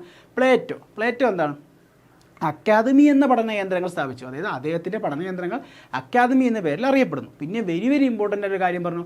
റിപ്പബ്ലിക് എന്ന പുസ്തകം രചിച്ചതാരാണ്? പ്ലേറ്റോ. ഓക്കെ, അരിസ്റ്റോട്ടിൽ നമ്മൾ പറഞ്ഞ എന്താണ്? പ്ലേറ്റോയുടെ തന്നെ അക്കാദമി എന്ന പഠന കേന്ദ്രങ്ങൾ. അപ്പോൾ എന്താണ്? പ്ലേറ്റോയുടെ തന്നെ അക്കാദമി എന്ന പഠന കേന്ദ്രങ്ങളിലെ ശിഷ്യൻ ആരായിരുന്നു? നമ്മുടെ അരിസ്റ്റോട്ടിലായിരുന്നു. അപ്പോൾ അരിസ്റ്റോട്ടിൽ എവിടെയാണ് പഠിച്ചത്? അക്കാദമിയിലാണ് പഠിച്ചത്. അടുത്ത നമ്മൾ എന്താണ് പറയുന്നത്? അദ്ദേഹം എന്താണ് ഒരു പഠന കേന്ദ്രം സ്ഥാപിച്ചത്? അതാണ് തൈസിയം. അപ്പോൾ തൈസിയം അരിസ്റ്റോട്ടിൽ. അദ്ദേഹത്തിൻ്റെ ഇമ്പോർട്ടൻ്റ് പുസ്തകം പറഞ്ഞു പൊളിറ്റിക്സ് ആരുടെയാണ്? അരിസ്റ്റോട്ടിലിൻ്റെയാണ് പൊളിറ്റിക്സ്. അപ്പോൾ നമ്മൾ 3 പേരുടെ കാര്യങ്ങളും പറഞ്ഞു. അവരുടെ എന്താണ്? അവർ ആരംഭിച്ച പഠന കേന്ദ്രങ്ങളും പറഞ്ഞു. അവരുടെ എന്താണ്? ബുക്സും നമ്മൾ എന്താണ് ഇവിടെ പറഞ്ഞു. നമുക്ക് അടുത്തിലോട്ട് പോവാം. ഓക്കെ, അടുത്ത എന്താണ്? നമ്മളൊരു ഗ്രീക്ക് ഇതിഹാസമാണ് പറയുന്നത്. നമുക്ക് മഹാഭാരതം പോലെ നമ്മുടെ ഇതിഹാസം പോലെ അവരുടെ എന്താണ്? ഒരു ഇതിഹാസമുണ്ട്. അത് നമുക്ക് വെരി ഇമ്പോർട്ടൻ്റ് ആണ്. അപ്പോൾ ഹോമർ രചിച്ച ഇലിയഡ്, ഒഡീസി എന്നീ രണ്ട് ഇതിഹാസ കാവ്യങ്ങളെ പറ്റിയാണ് നമ്മളിവിടെ പറയാൻ പോകുന്നത്. നമുക്ക് വായിക്കാം. എന്താണ് ഇലിയഡ്? ഗ്രീക്കുകാർ ട്രോയ് നഗരത്തിന് നേരെ നടത്തിയ യുദ്ധത്തിൻ്റെ കഥയാണ് ഇലിയഡിൽ പറയുന്നത്. ഓക്കെ, അപ്പോൾ ഇലിയഡ് എന്ന കൃതി രചിച്ചതാരാണ്? ഹോമറാണ്. അപ്പോൾ അടുത്തെന്താണ്? ഒഡീസി എന്ന കൃതി രചിച്ചതാണ് ഹോമറാണ്. ഇത് രണ്ടും എന്താണ്? ഗ്രീക്ക് ഇതിഹാസ കാവ്യങ്ങളാണ്. അപ്പോൾ ഗ്രീക്ക് ഇതിഹാസ കാവ്യങ്ങളാണ് ഇലിയഡും ഒഡീസി. അപ്പോൾ ഇലിയഡിൽ എന്താണ് അതിലെ പശ്ചാത്തലം? ഗ്രീക്കുകാർ എന്താണ്? ട്രോയ് നഗരത്തിന് നേരെ നടത്തിയ യുദ്ധത്തിൻ്റെ കഥയാണ് ഇലിയഡ്. എന്താണ്? ട്രോയ് നഗരവുമായുള്ള വർഷങ്ങൾ നീണ്ട യുദ്ധത്തിന് ശേഷം ഗ്രീക്ക് സൈന്യത്തിന് വിജയിക്കാനായില്ല. അപ്പോൾ എന്താണ്? ട്രോയ് നഗരമായിട്ട് എന്താണ്? ഗ്രീക്ക് സൈന്യം എപ്പോഴും യുദ്ധത്തിൽ ഏർപ്പെട്ടു. പക്ഷേ എന്താണ്? ഗ്രീക്കുകാർക്ക് എന്താണ്? വിജയിക്കാനായില്ല. അവരെ തിരിച്ച് ട്രോയ് നഗരത്തെ അടിക്കാൻ വേണ്ടി അവരൊരു ഐഡിയ കൊണ്ടുവന്നു. എന്താണ് ആ ഐഡിയ? അവരൊരു കൂറ്റൻ മരക്കുതിര ഉണ്ടാക്കി. എന്നിട്ട് എന്താണ്? ഏറ്റവും മികച്ച പോരാളികളെ കുതിരയ്ക്കുള്ളിലാക്കിയ ശേഷം ട്രോയ് നഗരത്തിൻ്റെ വഴിയിൽ ഉപേക്ഷിച്ച് പിൻവാങ്ങി. അപ്പോൾ എന്താണ്? യുദ്ധം കഴിഞ്ഞപ്പോൾ എന്താണ്? അവരെന്താണ്? മരക്കുതിരകൾ ഉണ്ടാക്കി. ഓക്കെ, എന്നിട്ട് അതിനകത്ത് എന്താണ്? അവരുടെ മികച്ച പോരാളികളെ അതിനകത്താക്കി വക്യൂലൊക്കെ കൊണ്ട് വെച്ച് എന്താണ് ഒരു മരക്കുതിര പോലെയാണ് അവർ കണ്ടത്. അപ്പോൾ ഈ ട്രോയ് നഗരത്തിലുള്ള വിചാരിച്ച് യുദ്ധം തോറ്റേൻ്റെ, അത് ഗ്രീക്കുകാർ യുദ്ധം തോറ്റേൻ്റെ ഇതിൽ ഇവർക്ക് എന്താണ് സമ്മാനമായി എന്താണ്? ഈ മരക്കുതിരകളെ നൽകിയെന്നാണ് ട്രോയ് നഗരത്തിലുള്ള ആൾക്കാർ വിചാരിച്ചിരുന്നത്. ഓക്കെ, അപ്പോൾ എന്താണ് വിജയലഹരിയിൽ എന്താണ്? ട്രോജന്മാർ എന്താണ്? മരക്കുതിര വലിച്ച് നഗരത്തിൻ്റെ ഉള്ളിലോട്ട് കൊണ്ടുവന്നു. ഓക്കെ, അവർക്ക് കിട്ടിയ സമ്മാനമാണെന്ന് കരുതി ട്രോയ് നഗരത്തിലെ ആൾക്കാർ എന്താണ്? ആ വിജയത്തിൻ്റെ ആഘോഷ ലഹരിയിൽ എന്താണ്? ഈ മരക്കുതിരകൾ എന്താണ്? അവരെ നഗരത്തിനുള്ളിലേക്ക് കൊണ്ടുവന്നു. രാത്രിയായപ്പോൾ എന്ത് സംഭവിച്ചു? ഈ മരക്കുതിരയ്ക്ക് അകത്തുള്ള എന്താണ്? പോരാളികൾ എന്താണ്? അത് മരം കൊണ്ട് വെച്ചല്ലേ ഉണ്ടാക്കിയിരിക്കുന്നത്. അവരെന്താണ്? അത് പൊളിച്ച് പുറത്ത് വന്നെന്താണ്? ട്രോയ് നഗരത്തെ കത്തി ചാമ്പലാക്കി എന്നാണ് പറയുന്നത്.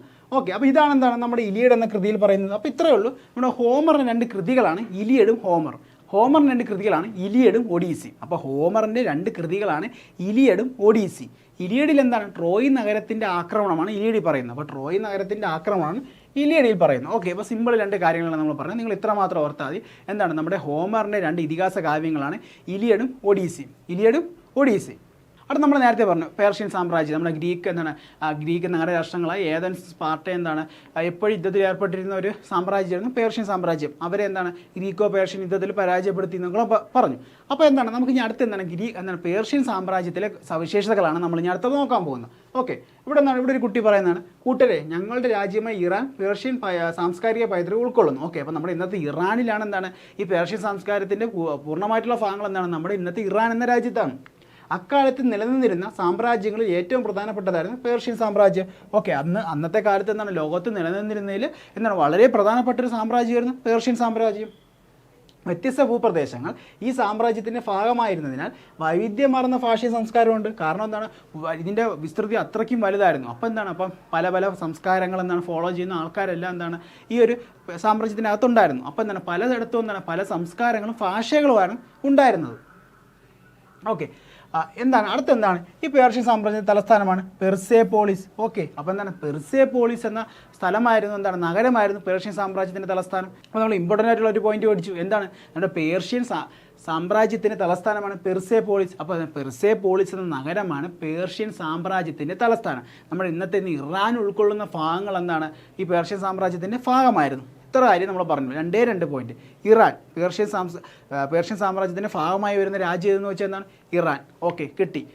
അടുത്തെന്താണ് ഈ സാമ്രാജ്യത്തിൻ്റെ തലസ്ഥാനം ഏതായിരുന്നു? പെർസേപോളിസ്. എന്താണ് പെർസേപോളിസ്. ഇപ്പോൾ രണ്ട് കാര്യങ്ങളെ നമ്മൾ ഈ സ്ലൈഡിൽ പറഞ്ഞിട്ടുള്ളൂ. നമുക്കെന്താണ് അടുത്തതിലോട്ട് പോകാം.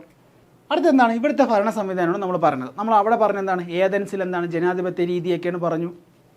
സ്പാർട്ടയിൽ വരുമ്പോൾ എന്താണ് അതിന് നേരെ വിപരീതമായിട്ട് എന്താണ് ഒരു പ്രഭു ഭരണമാണ് അവർ നിലനിന്നിരുന്നതും അവിടുത്തെ വിദ്യാഭ്യാസ രീതി എല്ലാം നമ്മളെന്താണ് അവിടെ പറഞ്ഞു. അടുത്ത എന്താണ് പറഞ്ഞ പേർഷ്യൻ ഭരണ സംവിധാനത്തെ പറ്റിയാണ് പറയുന്നത്.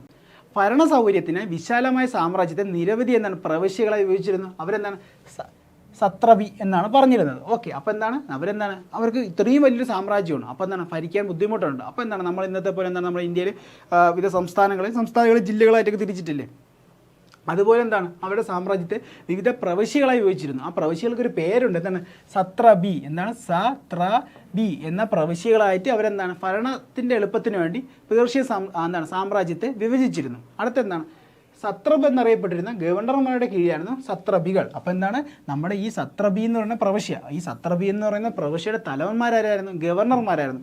ആ ഗവർണർമാർക്ക് ഒരു പേരുണ്ട് സത്രബ്. ഓക്കെ, അപ്പോൾ സത്രബ് എന്താണ് സത്രബ് അവിടുത്തെ ഗവർണർമാരുടെ പേരാണ് സത്രബ്. ഈ ഗവർണർമാരാണ് എന്താണ് ഈ പ്രവിശ്യകൾ എന്നറിയപ്പെടുന്ന സത്രബി ഭരിച്ചിരുന്നത്.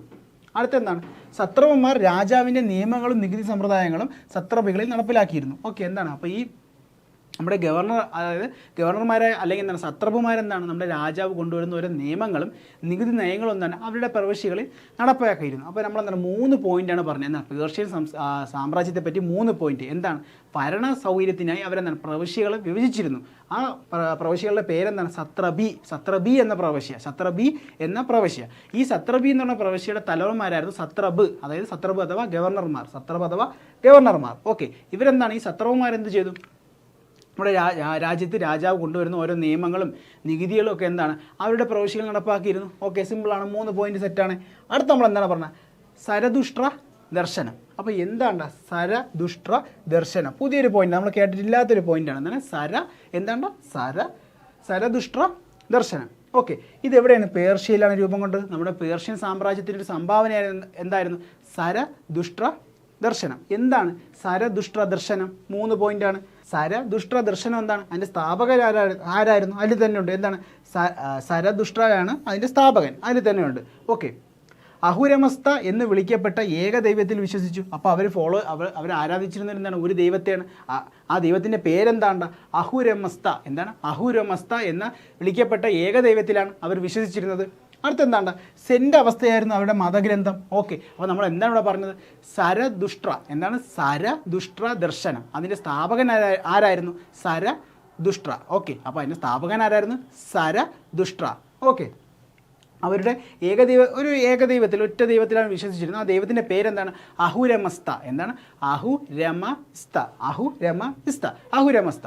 അപ്പോൾ എന്താണ് അതിൻ്റെ മതഗ്രന്ഥമുണ്ട്, അവർക്കൊരു ഗ്രന്ഥം ഉണ്ടായിരുന്നു, അതാണ് സെൻ്റ് അവസ്ഥ. ഓക്കെ, സെൻ്റ് അവസ്ഥ. അപ്പം നമ്മൾ ഇത്രേ പറഞ്ഞുള്ളൂ.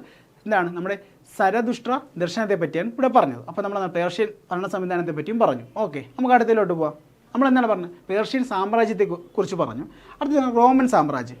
എന്താണ്ട ഇവിടെ പറഞ്ഞത്? എന്താണ് ഇറ്റലി റോമാ സാമ്രാജ്യത്തിൻ്റെ ഭാഗമായിരുന്നു. നമ്മൾ നേരത്തെ പറയുന്നതാണ് പേർഷ്യ അതിൻ്റെയാണ്. ഇന്നത്തെ ഇറാൻ രാജ്യത്തിൻ്റെ ഭാഗമായിരുന്നു പേർഷ്യൻ സാമ്രാജ്യം. അടുത്തെന്താണ് റോമാ സാമ്രാജ്യം ഏതിൻ്റെ ഭാഗമായിരുന്നു? നമ്മുടെ ഇറ്റലി എന്ന് പറയുന്ന ഇന്നത്തെ ഇറ്റലിയുടെ ഭാഗങ്ങളെല്ലാം എന്താണ് റോമാ സാമ്രാജ്യത്തിൻ്റെ ഭാഗമായിരുന്നു. ഓക്കെ, പാശ്ചാത്യ നാഗരികതയുടെ ജന്മസ്ഥലമാണ് നമ്മുടെ റോമാ നഗരം. ഓക്കെ, നമ്മുടെ എന്താണ് പാശ്ചാത്യ നാഗരികതയുടെ ജന്മസ്ഥലമാണ് റോമാ നഗരം. എല്ലാ പാതകളും റോമിലേക്ക് എന്ന പ്രയോഗം തന്നെ ഈ സാമ്രാജ്യത്തിൻ്റെ പ്രാധാന്യം സൂചിപ്പിക്കുന്നു. ഓക്കെ, അപ്പോൾ എന്താണ് റോമാ സാമ്രാജ്യം എന്താണ് അത്രയ്ക്ക് വലിയൊരു സാമ്രാജ്യമായിരുന്നു. കാരണം ഒരുപാട് പ്രദേശങ്ങൾ പിടിച്ചിരുന്നൊരു പ്രദേശമായിരുന്നു. ഓക്കെ, അപ്പോൾ നമ്മൾ പറഞ്ഞെന്താണ് റോമാ സാമ്രാജ്യം എന്താണ് അത്രയ്ക്ക് വ്യാപ്തി ഉണ്ടായിരുന്നൊരു സാമ്രാജ്യമായിരുന്നു. അടുത്തെന്താണ് ഇവിടെ ആദ്യകാലത്തിൽ റോമിൽ രാജഭരണമായിരുന്നു. അപ്പോൾ റോമിലും എന്തായിരുന്നു? രാജഭരണമാണ് നിലനിന്നിരുന്നത്. എന്നാൽ കാലക്രമത്തിൽ പ്രജാതാൽപര്യരല്ലാത്ത ഭരണാധികാരികൾക്കെതിരെ കലാപങ്ങൾ ഉയർന്നു വരികയും BC 6-ാം നൂറ്റാണ്ടിൽ രാജഭരണം അവസാനിക്കുകയും ചെയ്തു. ഓക്കെ, അപ്പോൾ എന്താണ് നമ്മുടെ റോമ സാമ്രാജ്യം എന്താണ് ഒരു രാജാവിൻ്റെ കീഴിലായിരുന്നു. പിന്നീടായപ്പോൾ എന്താണ് നമ്മുടെ ജനങ്ങൾക്ക് എന്താണ് ജനങ്ങൾക്കെതിരെ എന്താണ് ധാരാളം നിയമങ്ങളും കാര്യങ്ങളും കൊണ്ടുവന്നപ്പോൾ എന്താണ് ജനങ്ങൾ എന്താണ് ഈ ഭരണകൂടത്തിനെതിരെ തിരിഞ്ഞു. അപ്പോൾ എന്താണ് അവിടുത്തെ റോമിലെ എന്താണ് നമ്മുടെ രാജഭരണം അവസാനിച്ചു എന്നാണ് പറയുന്നത്. എന്നാണ് BC 6-ാം നൂറ്റാണ്ടിൽ. ഓക്കെ, BC 6-ാം നൂറ്റാണ്ടിൽ എന്താണ് അവിടുത്തെ രാജഭരണം അവസാനിച്ചു. ഇവിടുത്തെ നമ്മുടെ റോമിലെ രാജഭരണം അവിടെ അവസാനിച്ചു എന്നാണ് പറയുന്നത്. ഓക്കെ, തുടർന്ന് റിപ്പബ്ലിക് എന്ന പുതിയൊരു ഭരണ സംവിധാനം റോമിൽ നിലവിൽ വന്നു. പുരാതന റോമിൻ്റെ ചരിത്രത്തിലെ പ്രധാന വഴിത്തിരിവായിരുന്നു റിപ്പബ്ലിക്കിൻ്റെ ഉദയം. ഓക്കെ, അപ്പം റോമ സാമ്രാജ്യം എന്താണ് നമ്മുടെ റോമായിരുന്നു അതിൻ്റെ, അതായത് നമ്മൾ റോമ സാമ്രാജ്യത്തിൻ്റെ ആസ്ഥാനം ഏതായിരുന്നു? റോമ നഗരമായിരുന്നു. കട്ട്. അപ്പോൾ നമ്മളെന്താണ് റോമ സാമ്രാജ്യം എന്ന് പറഞ്ഞത്. റോമ സാമ്രാജ്യം എന്താണ് ഇന്നത്തെ ഇറ്റലിയുടെ ഭാഗങ്ങളെല്ലാം എന്താണ് റോമ സാമ്രാജ്യത്തിൻ്റെ ഭാഗമായിരുന്നു. ഇത് അത്രയ്ക്ക് വലിയ പ്രദേശങ്ങൾ കൈയടക്കിയിരുന്നൊരു സാമ്രാജ്യമായിരുന്നു. ഇവിടെ എന്താണ് ആദ്യകാലങ്ങളിൽ എന്താണ് രാജഭരണം വരുന്നത്. എന്തായിരുന്നു? രാജഭരണം. പിന്നെന്ത് സംഭവിച്ചു? ജനങ്ങൾ എന്താണ് രാജാവിനെതിരെ തിരികെയും BC 6-ാം നൂറ്റാണ്ടിൽ എന്താണ് അവിടുത്തെ രാജഭരണം അവസാനിച്ചു എന്നാണ് പറയുന്നത്. പിന്നെന്ത് പറഞ്ഞു? റിപ്പബ്ലിക് എന്നൊരു ആശയം അവിടെ വന്നു. ഓക്കെ, അപ്പോൾ റിപ്പബ്ലിക്കൻ എന്താണ് ആശയം എന്താണ് റോമ സാമ്രാജ്യത്തിന് വരികയും പിന്നെ അത് പിന്നീട് എന്താണ് പുതിയൊരു വഴിത്തിരിവായി എന്നാണ് പറയുന്നത്. ഓക്കെ, ഇത് സെറ്റാണല്ലോ. നമുക്ക് അടുത്തതിലോട്ട് പോകാം.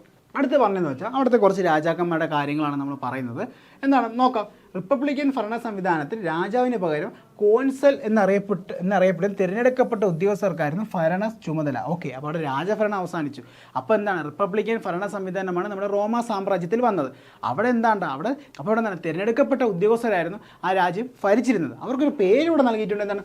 കോൺസൽ. ഓക്കെ, അപ്പോൾ കോൺസൽ എന്ന തിരഞ്ഞെടുക്കപ്പെട്ട ഉദ്യോഗസ്ഥർ ഭരിച്ചിരുന്നതായിരുന്നു റോമ സാമ്രാജ്യം. BC 1-ാം നൂറ്റാണ്ടിൽ റോമൻ റിപ്പബ്ലിക്കിൻ്റെ കോൺസൽ പദവി വഹിച്ചിരുന്ന ജൂലിയസ് സീസർ റിപ്പബ്ലിക്കൻ ഭരണരീതി അവസാനിപ്പിച്ച് ഏകാധിപത്യ ഭരണരീതി കൊണ്ടുവന്നു. ഓക്കെ, നമ്മുടെ ഈ പിക്ചറിൽ കാണുന്ന ജൂലിയസ് സീസർ. ഓക്കെ, നമ്മുടെ പിക്ചറിൽ കാണുന്ന ജൂലിയസ് സീസർ എന്താണ് നമ്മുടെ റിപ്പബ്ലിക്കൻ ഭരണരീതി അവസാനിപ്പിച്ച് വീണ്ടും എന്താണ് ഒരു ഏകാധിപത്യ ഭരണരീതി അവിടെ കൊണ്ടുവന്നു എന്നാണ് പറയുന്നത്. അടുത്തെന്താണ്? അഗസ്റ്റസിൻ്റെ കാലത്താണ് റോമ റിപ്പബ്ലിക് പൂർണ്ണമായി റോമ സാമ്രാജ്യമായി മാറിയത്. ഇതോടെ ചക്രവർത്തി പരമോൻ എന്ന ഭരണാധികാരി അപ്പോൾ എന്താണ് പഴയപടി വീണ്ടും ആയി. ഓക്കെ, നമ്മൾ പറഞ്ഞെന്താണ് റോമ സാമ്രാജ്യത്തിൽ രാജഭരണം അവസാനിപ്പിച്ച് BC 6-ാം നൂറ്റാണ്ടിൽ എന്താണ് റിപ്പബ്ലിക്കൻ ഭരണരീതി വന്നു. പിന്നെ കോൺസൽ എന്ന് പറയുന്ന ഒരു ഉദ്യോഗസ്ഥർ, കോൺസൽ തിരഞ്ഞെടുക്കപ്പെട്ട ഉദ്യോഗസ്ഥരാണ് കോൺസൽ എന്ന് പറയുന്നത്. ഈ കോൺസലായിരുന്നു എന്താണ് റോമ സാമ്രാജ്യം ഭരിച്ചിരുന്നത്. ഓക്കെ, പിന്നെ എന്താണ് ഒരു കോൺസലായിട്ട് ചുമതലപ്പെട്ട വ്യക്തിയാണ് ജൂലിയസ് സീസർ. ഓക്കെ, അപ്പോൾ ജൂലിയസ് സീസർ റോമ സാമ്രാജ്യത്തിൻ്റെ കോൺസലായിട്ടാണ് ആദ്യം ചുമതലയേറിയത്. പിന്നീട് അദ്ദേഹം വീണ്ടും പഴയ റോമ സാമ്രാജ്യത്തിലോട്ട് കൊണ്ടുവന്നു. അതായത് ഏകാധിപത്യ ഭരണരീതി കൊണ്ടുവന്നു. പിന്നെ അത് പൂർണ്ണതയിലോട്ട് എത്തിയത്. അതായത് അഗസ്റ്റസ് അഗസ്റ്റസിൻ്റെ ഭരണകാലത്ത് പൂർണ്ണമായി ഒരു ഏകാധിപത്യ ഭരണരീതി, അതായത് ചക്രവർത്തിയാണ് പരമോന്നത എന്ന രീതിയിലോട്ട് അവിടെ വന്നു എന്നാണ് പറയുന്നത്. റോമൻ സാമ്രാജ്യത്തിൻ്റെ സവിശേഷതകൾ അടുത്തെന്താണ് പറയുന്നത്. ഈ ഒരു പിക്ചറിലൂടെ നമുക്ക് മനസ്സിലാക്കും എന്താണ് റോമ സാമ്രാജ്യം എത്രത്തോളം വലുതായിരുന്നു എന്നുള്ള കാര്യം. ഓക്കെ, യൂറോപ്പ്, വടക്കൻ ആഫ്രിക്ക, പടിഞ്ഞാറൻ ഏഷ്യ എന്നിവിടങ്ങളിൽ വ്യാപിച്ചിരുന്ന വിശാലമായ സാമ്രാജ്യം. നോക്ക്, യൂറോപ്പ് എന്ന വൻകര ഉണ്ടായിരുന്നു, പിന്നെ വടക്കൻ ആഫ്രിക്ക ഉണ്ടായിരുന്നു, പടിഞ്ഞാറൻ ഏഷ്യ എന്നീ 3 സ്ഥലങ്ങളിൽ ഈ സാമ്രാജ്യം വ്യാപിച്ചിരുന്നു. അപ്പോൾ യൂറോപ്പ് ഫുൾ ഇവരുടെ കയ്യിലായിരുന്നു. ആഫ്രിക്കയുടെ വടക്ക് ഭാഗങ്ങളും നമ്മുടെ ഏഷ്യയുടെ പടിഞ്ഞാറൻ ഭാഗങ്ങളും നമ്മുടെ റോമ സാമ്രാജ്യത്തിൻ്റെ കീഴിലായിരുന്നു. അടുത്തെന്താണ് റോമൻ ചക്രവർത്തിമാർ പ്രിൻസപ്പ് എന്നറിയപ്പെടുന്നു. ഓക്കെ, അപ്പോൾ റോമൻ ചക്രവർത്തിമാർ പ്രിൻസപ്പ്, അതായത് പ്രഥമ പൗരൻ. അപ്പോൾ റോമൻ ചക്രവർത്തിമാർ അറിയപ്പെട്ടിരുന്ന പേരെന്താണ്ട പ്രിൻസപ്പ് അഥവാ പ്രഥമ പൗരൻ. പ്രിൻസപ്പ് അഥവാ പ്രഥമ പൗരൻ. പ്രിൻസപ്പ് തലവനായ റോമൻ സംവിധാനം പ്രിൻസിപ്പേറ്റ് എന്നറിയപ്പെടുന്നു കേട്ടോ. അപ്പോൾ പ്രിൻസപ്പ് തലവനായ റോമൻ സാമ്രാജ്യത്തെ പ്രിൻസിപ്പേറ്റ് എന്നറിയപ്പെടുന്നു. അപ്പോൾ പ്രിൻസപ്പ് തലവനായ റോമൻ സാമ്രാജ്യം പ്രിൻസിപ്പേറ്റ് എന്നറിയപ്പെടുന്നു. അഗസ്റ്റസ് ആണ് പ്രിൻസിപ്പേറ്റ് സംവിധാനം കൊണ്ടുവന്നു. നമ്മൾ പറഞ്ഞു ജൂലിയസ് സീസർ വീണ്ടും പഴയപടി കൊണ്ടുവന്നു, ഏകാധിപത്യ ഭരണരീതി കൊണ്ടുവന്നു. എന്നാൽ അഗസ്റ്റസിൻ്റെ കാലത്തിലാണ് അത് പൂർണ്ണമായത്. ഓക്കെ, അപ്പോൾ അഗസ്റ്റസ് ആണ് അപ്പോൾ പ്രിൻസിപ്പേറ്റ് എന്ന ഭരണ സംവിധാനം, അതായത് ചക്രവർത്തിയാണ് പരമോന്നതൻ എന്ന രീതി കൊണ്ടുവന്ന അഗസ്റ്റസ് ആണ്. അപ്പോൾ അദ്ദേഹത്തിൻ്റെ കാലത്താണ് പ്രിൻസിപ്പേറ്റ് ഭരണ സംവിധാനം. അപ്പോൾ ചക്രവർത്തിയാണ് പ്രിൻസിപ്പേറ്റ് എന്ന് പറയുന്നത്. അപ്പോൾ ചക്രവർത്തിയാണ് പ്രിൻസിപ്പേറ്റ് എന്നറിയപ്പെടുന്നത്. പ്രിൻസിപ്പേറ്റ് ഭരണ സംവിധാനം കൊണ്ടുവന്ന ആരാണ്? അഗസ്റ്റസ് ആണ്. വേതനം കൈപ്പറ്റി സേവനം ചെയ്യുന്ന ശക്തമായ സൈന്യം ഉണ്ടായിരുന്നു. അപ്പോൾ അവരും വേതനം കൊടുത്തുന്ന വലിയൊരു സൈനിക ശക്തി നമ്മുടെ റോമ സാമ്രാജ്യത്തിൻ്റെ കീഴിലും ആയിരുന്നു. അപ്പോൾ നമ്മൾ പറഞ്ഞത് ഇതുവരെ പറഞ്ഞാൽ നമുക്കൊന്നുകൂടെ പറയാം. റോമൻ സാമ്രാജ്യം നമ്മുടെ യൂറോപ്പ് അവരുടെ കീഴിലായിരുന്നു, ആഫ്രിക്കയുടെ വടക്ക് ഭാഗം അവരുടെ കീഴിലായിരുന്നു, നമ്മുടെ ഏഷ്യയുടെ പടിഞ്ഞാറ് ഭാഗം അവരുടെ കീഴിലായിരുന്നു. അവിടെ രാജാവ് എന്താണ് പ്രിൻസെപ്പ് എന്നറിയപ്പെടുന്നു. അപ്പോൾ റോമൻ സാമ്രാജ്യത്തിലെ രാജാവ് എന്താണ് പ്രിൻസെപ്പ് എന്നറിയപ്പെടുന്നു. ഈ പ്രിൻസെപ്പ് ഭരിക്കുന്ന ആ ഒരു ഭരണ സംവിധാനത്തെ എന്താണ് പ്രിൻസിപ്പേറ്റ് എന്ന് പറയുന്നു. അപ്പോൾ പ്രിൻസിപ്പേറ്റ് എന്ന ഭരണ സംവിധാനം എവിടെയായിരുന്നു? റോമാ സാമ്രാജ്യത്തിൻ്റെ കീഴിലായിരുന്നു. കോൺസൽ എന്ന ഉദ്യോഗസ്ഥർ ഭരിച്ചിരുന്ന ഏത് സാമ്രാജ്യമായിരുന്നു? റോമാ സാമ്രാജ്യം. അപ്പോൾ കോൺസൽ എന്ന ഉദ്യോഗസ്ഥർ ഭരിച്ചിരുന്നത് റോമാ സാമ്രാജ്യമാണ്. ഓക്കെ, പിന്നെ എന്താണ് ശക്തമായൊരു സൈനിക ശക്തി എന്താണ് നമ്മുടെ റോമാ സാമ്രാജ്യത്തിൻ്റെ വക്കലുണ്ടായിരുന്നു. അടുത്തെന്താണ് റോമിൻ്റെ സാംസ്കാരിക സംഭാവനകൾ. എന്താണ്ട ഭാഷ, സാഹിത്യം, കല, നഗരാസൂത്രണം തുടങ്ങിയ മേഖലകളിലെല്ലാം റോമിൻ്റെ സംഭാവനകൾ നിലനിൽക്കുന്നുണ്ട്. ജലവിതരണത്തിനായി നിർമ്മിക്കപ്പെട്ട കമാനാകൃതിയിലുള്ള കനാലുകളായ അക്വിഡക്റ്റുകളും വിശാലമായ തുറന്ന വേദിയുമായ കൊളോയിസവും റോമൻ സാമ്രാജ്യത്തിൻ്റെ സാംസ്കാരിക സംഭാവനകളായിരുന്നു. അപ്പോൾ റോമിൻ്റെ സാംസ്കാരിക സംഭാവനകൾ ഏതൊക്കെയായിരുന്നുണ്ട്? അക്വിഡക്റ്റുകളും പിന്നെന്താണ് കൊളോയിസവും. അപ്പോൾ ഈ അക്വിഡക്റ്റുകൾ എന്താണ്? അവരുടെ കനാലുകളായിരുന്നു. അവർ ജലവിതരണത്തിന് അവർ കൊണ്ടുവന്നൊരു കനാലുകളായിരുന്നു അക്വിഡക്റ്റുകൾ. അപ്പോൾ അക്വിഡക്റ്റുകൾ എന്താണ്? റോമൻ സാമ്രാജ്യത്തിൻ്റെ ഭാഗമായിരുന്നു അക്വിഡക്റ്റുകൾ. അവിടുത്തെ വിശാലമായ തുറന്ന വേദിയാണ് കൊളോയിസം. അപ്പോൾ എന്താണ് നമ്മുടെ റോമൻ സാമ്രാജ്യത്തിൽ ഉണ്ടായിരുന്നത്? വിശാലമായ തുറന്ന വേദിയാണ് കൊളോസിയം. എന്താണ്? കൊളോസിയം. ഓക്കെ, അപ്പോൾ അക്വിഡക്റ്റുകളും കൊളോസിയം എന്താണ്? ആരുടെ സംഭാവനകളായിരുന്നു? റോമൻ സാമ്രാജ്യത്തിൻ്റെ സംഭാവനകളായിരുന്നു. അടുത്തെന്താണ് നമ്മുടെ ഇന്ത്യയിലാണ് നമ്മൾ വരുന്നത്. അപ്പോൾ എന്താണ് ലോകത്തിൻ്റെ വിവിധ ഭാഗങ്ങൾ നമ്മൾ നോക്കി. എന്താണ് നമ്മൾ ഗ്രീക്കിൽ എന്താണ് 2 നഗരരാഷ്ട്രങ്ങളെ പറഞ്ഞു, സ്പാർട്ടയും ഏതൻസും പറഞ്ഞു, പിന്നെ പേർഷ്യൻ സാമ്രാജ്യത്തെക്കുറിച്ച് പറഞ്ഞു, പിന്നെ എന്താണ് റോമൻ സാമ്രാജ്യത്തിൻ്റെ കാര്യവും പറഞ്ഞു. അത് നമ്മൾ എന്താണ് ഇന്ത്യയിലോട്ടാണ് വരുന്നത്. ഓക്കെ, അടുത്ത എന്താണ് സിന്ധു നദിയുടെയും പോഷക നദിയുടെയും തീരങ്ങളിൽ നിലനിന്നിരുന്ന ഹാരപ്പൻ സംസ്കാരം. ഓക്കെ, നമ്മൾ കഴിഞ്ഞ ക്ലാസ്സുകളൊക്കെ പറഞ്ഞു ഹാരപ്പൻ സംസ്കാരത്തിൻ്റെ പ്രത്യേകതകളൊക്കെ നമ്മൾ പറഞ്ഞു.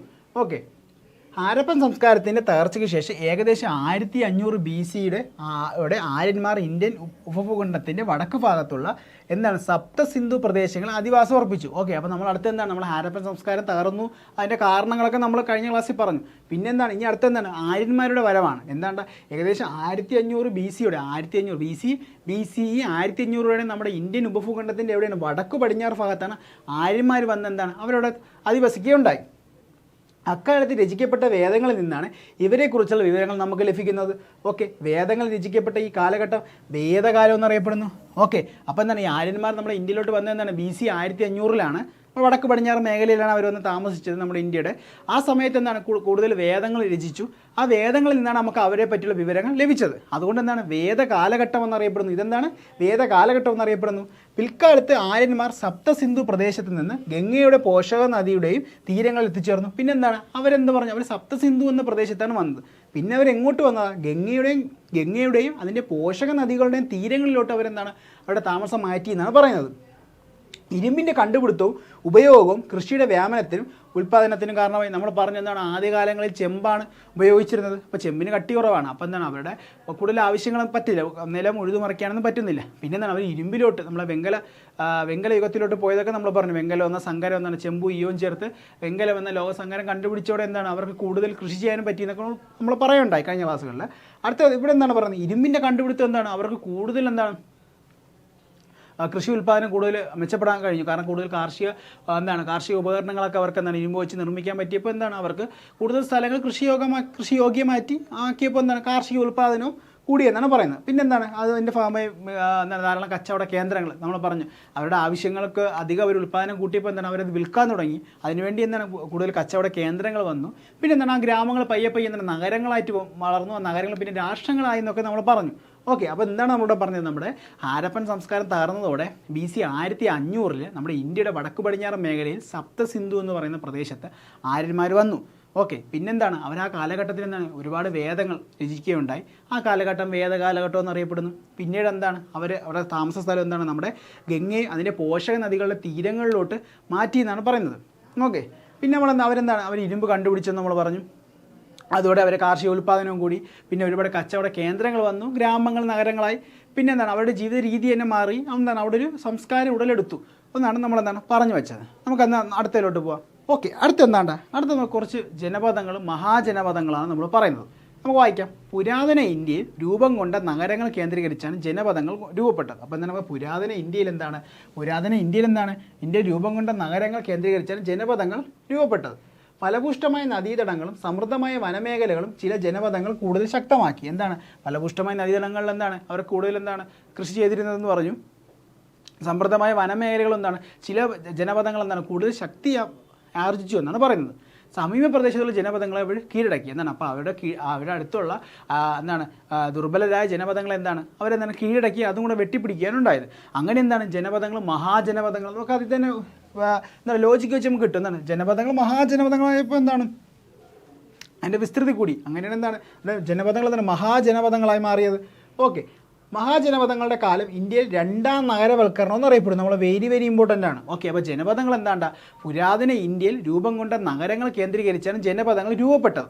പിന്നെന്താണ് ഇവർ എന്താണ് ഈ ജനപദങ്ങൾ എന്താണ് കൂടുതൽ ശക്തിയുള്ള ജനപദങ്ങൾ, അതായത് കൂടുതൽ എന്താണ് ആൾബലവും സൈന്യവും ഉള്ള ജനപദങ്ങൾ എന്താണ് അവരുടെ അടുത്തുള്ള എന്താണ് ദുർബലരായ ജനപദങ്ങൾ എന്താണ് ആക്രമിച്ച് അതും കൂടെ കീഴടക്കി തങ്ങളുടെ വശത്താക്കും. അപ്പോൾ എന്താണ് ഈ ജനപദങ്ങൾ എന്താണ് മഹാജനപദങ്ങളായി.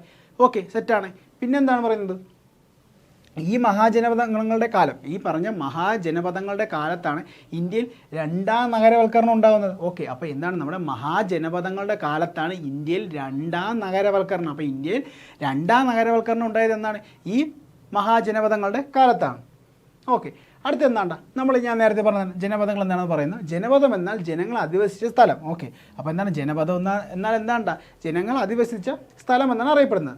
വിഭവങ്ങൾ ലഭ്യമായ ഇടങ്ങളിൽ കൃഷിയിടങ്ങൾ, അതായത് നമ്മൾ വിഭവങ്ങൾ ലഭ്യമായ ഇടങ്ങളിൽ എന്താണ് അതിനുള്ള സൗകര്യമുള്ളത്. അതായത് പ്രധാനമായും എന്താണ് നദീതീരങ്ങളിലാണ് ഫലപുഷ്ടമായ മണ്ണും ജലസേചന സൗകര്യമൊക്കെ എന്താണ് നദീതീരങ്ങളിലാണ് അവർക്ക് കൂടുതൽ എന്താണ് കൃഷി ചെയ്യാൻ യോഗ്യം. ഓക്കെ, അപ്പോൾ എന്താണ് അവരവിടെ സ്ഥിരതാമസം ഉറപ്പിച്ചു എന്നൊക്കെ നമുക്ക് അറിയാവുന്ന കാര്യം തന്നെയാണ്. ഇങ്ങനെ ജനപദങ്ങൾ രൂപപ്പെട്ടത്. ഓക്കെ, അപ്പോൾ ജനപദങ്ങൾ എന്താണ് ജനങ്ങൾ അധിവസിക്കുന്ന സ്ഥലമാണ് ജനപദം. എന്താണ് അവർക്ക് കൃഷി ചെയ്യാനും മറ്റും എന്താണ് യോജിച്ച സ്ഥലം. പ്രധാനമായും എന്താണ് നദീതീരങ്ങളിൽ തന്നെയാണ് എന്താണ് ഈ ജനപദങ്ങൾ രൂപപ്പെട്ടത്. ഓക്കെ, 16 മഹാജനപദങ്ങൾ. അപ്പോൾ നമ്മൾ നേരത്തെ പറഞ്ഞു എങ്ങനെയാണ് ജനപദങ്ങൾ മഹാജനപദങ്ങളാകുന്നതെന്ന് പറഞ്ഞു. നമ്മുടെ ഇന്ത്യയിലുള്ള 16 മഹാജനപദങ്ങൾ സ്കൂൾ ടെസ്റ്റിൽ പറഞ്ഞിട്ടുണ്ട്. നിങ്ങളത് വായിച്ചു വയ്ക്കണം, ഇമ്പോർട്ടൻ്റ് ആണ്.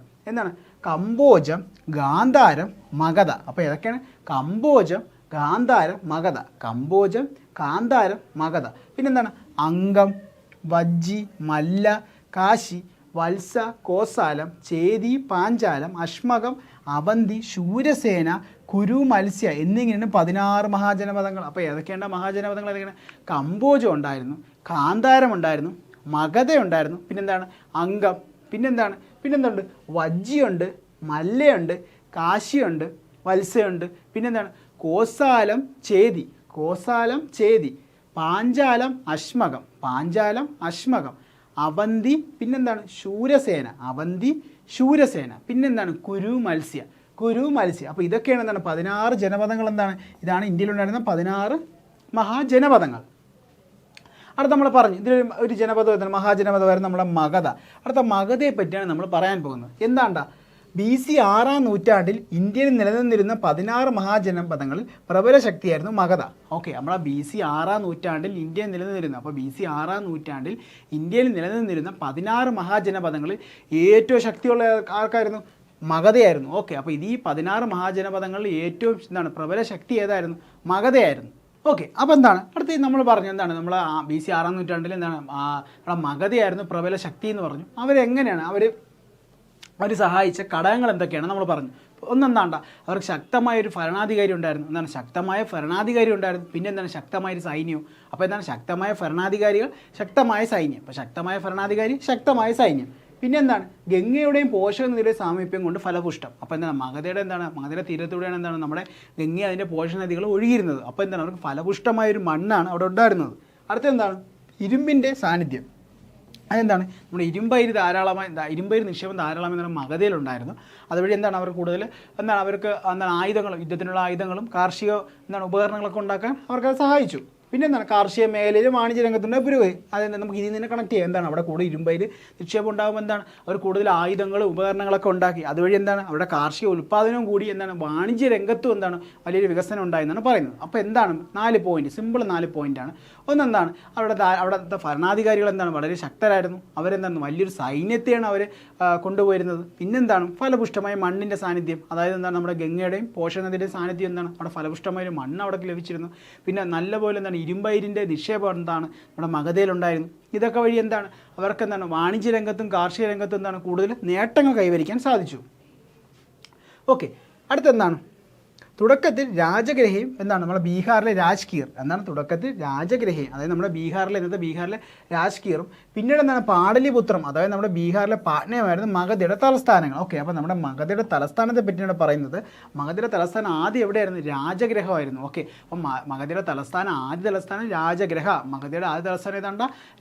രാജഗ്രഹ, അതായത് നമ്മുടെ ബീഹാറിലെ രാജ്കീർ, അതായത് നമ്മുടെ ബീഹാറിലെ രാജ്കീർ ആയിരുന്നു ആദ്യ തലസ്ഥാനം. പിന്നീട് എന്താണ് നമുക്കറിയുന്നത്? പാടലിപുത്രം, അതായത് നമ്മുടെ ബീഹാറിൻ്റെ എന്താണ് തലസ്ഥാനമായ പാട്നയിലോട്ട് എന്താണ് മാറ്റുകയുണ്ടായി അതിൻ്റെ തലസ്ഥാനം. മഗധയുടെ ആദ്യ തലസ്ഥാനം ഏതാണ്? രാജഗ്രഹയായിരുന്നു മഗധയുടെ ആദ്യ തലസ്ഥാനം. പിന്നീട് എന്താണ് അത് പാടലിപുത്രത്തിലോട്ട് മാറ്റുകയുണ്ടായി.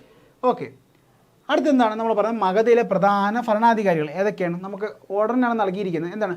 ബിംബിസാരൻ. എന്താണ്? ആദ്യം തന്നെ ബിംബിസാരൻ, പിന്നെന്താണ്? അജാതശത്രു. ഓക്കെ, അപ്പോൾ മഗധയിലെ പ്രധാന ഭരണാധികാരികളായിരുന്നു ആരാണ്? ബിംബിസാരൻ, പിന്നെന്താണ്? അജാതശത്രു. ബിംബിസാരൻ, അജാതശത്രു, പിന്നെന്താണ്?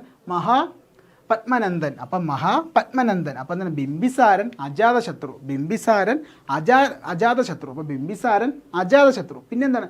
മഹാപത്മനന്ദൻ, പിന്നെന്താണ്? മഹാപത്മനന്ദൻ, പിന്നെന്താണ്? ധനനന്ദൻ. ഓക്കെ, അപ്പം മഗധയിൽ എന്താണ്? മഗധയിലെ പ്രധാന ഭരണാധികാരികൾ ആരായിരുന്നു? ഒന്ന് ബിംബിസാരൻ, ഒന്നാരാണ്? ബിംബിസാരൻ, പിന്നെന്താണ്? അജാതശത്രു, പിന്നെന്താണ്?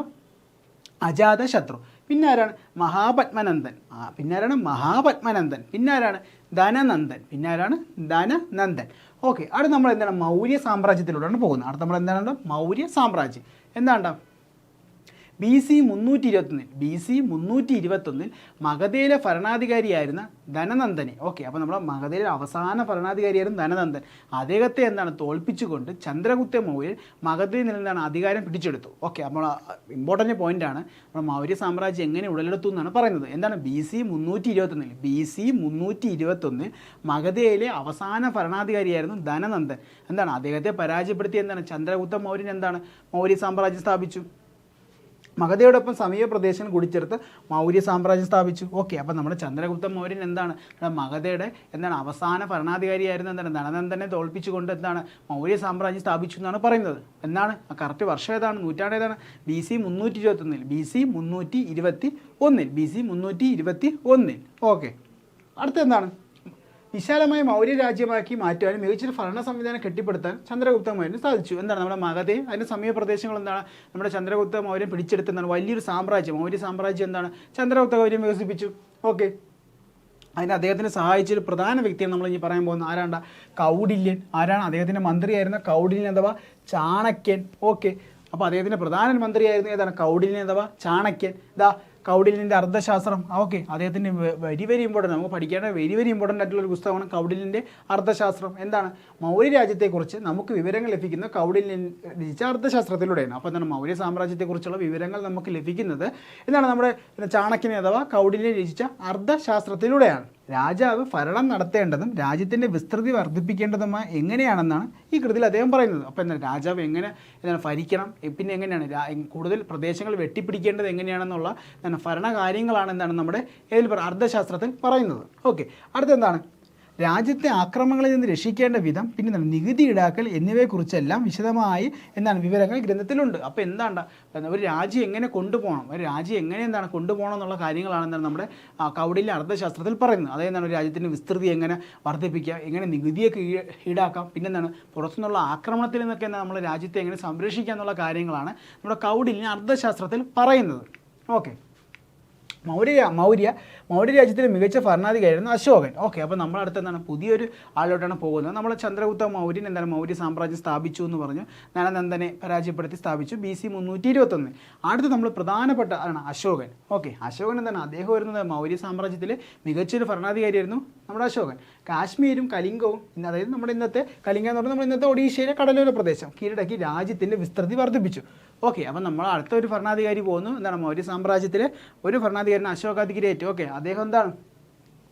അദ്ദേഹം കാശ്മീരും എന്താണ് നമ്മുടെ കലിംഗ, അതായത് നമ്മുടെ ഇന്നത്തെ ഒഡീഷയുടെ കടലോര പ്രദേശങ്ങളെല്ലാം പിടിച്ചെടുത്തെന്നാണ് അവരുടെ മൗര്യ സാമ്രാജ്യത്തിൻ്റെ വിസ്തൃതി അത്രത്തോളം എന്താണ് അദ്ദേഹം വലുതാക്കുകയുണ്ടായി. നമുക്ക് അതിൻ്റെ ഒരു ഭൂപടത്തിൽ നൽകിയിട്ടുണ്ട്. എന്താണ്? നമ്മുടെ മൗര്യ സാമ്രാജ്യം പിടിച്ചെടുത്ത സ്ഥലങ്ങളാണ് ഈ പിക്ചറിൽ നമുക്ക് മനസ്സിലാവും. കാരണം കണ്ട ഏകദേശം എന്താണ് അവരുടെ കയ്യിലായിരുന്നു. എന്താണ്? നമ്മുടെ ഇന്ത്യയുടെ പുരാതന ഇന്ത്യയുടെ കൂടുതൽ ഭാഗങ്ങൾ എന്താണ് മൗര്യ സാമ്രാജ്യത്തിൻ്റെ കീഴിലായിരുന്നു.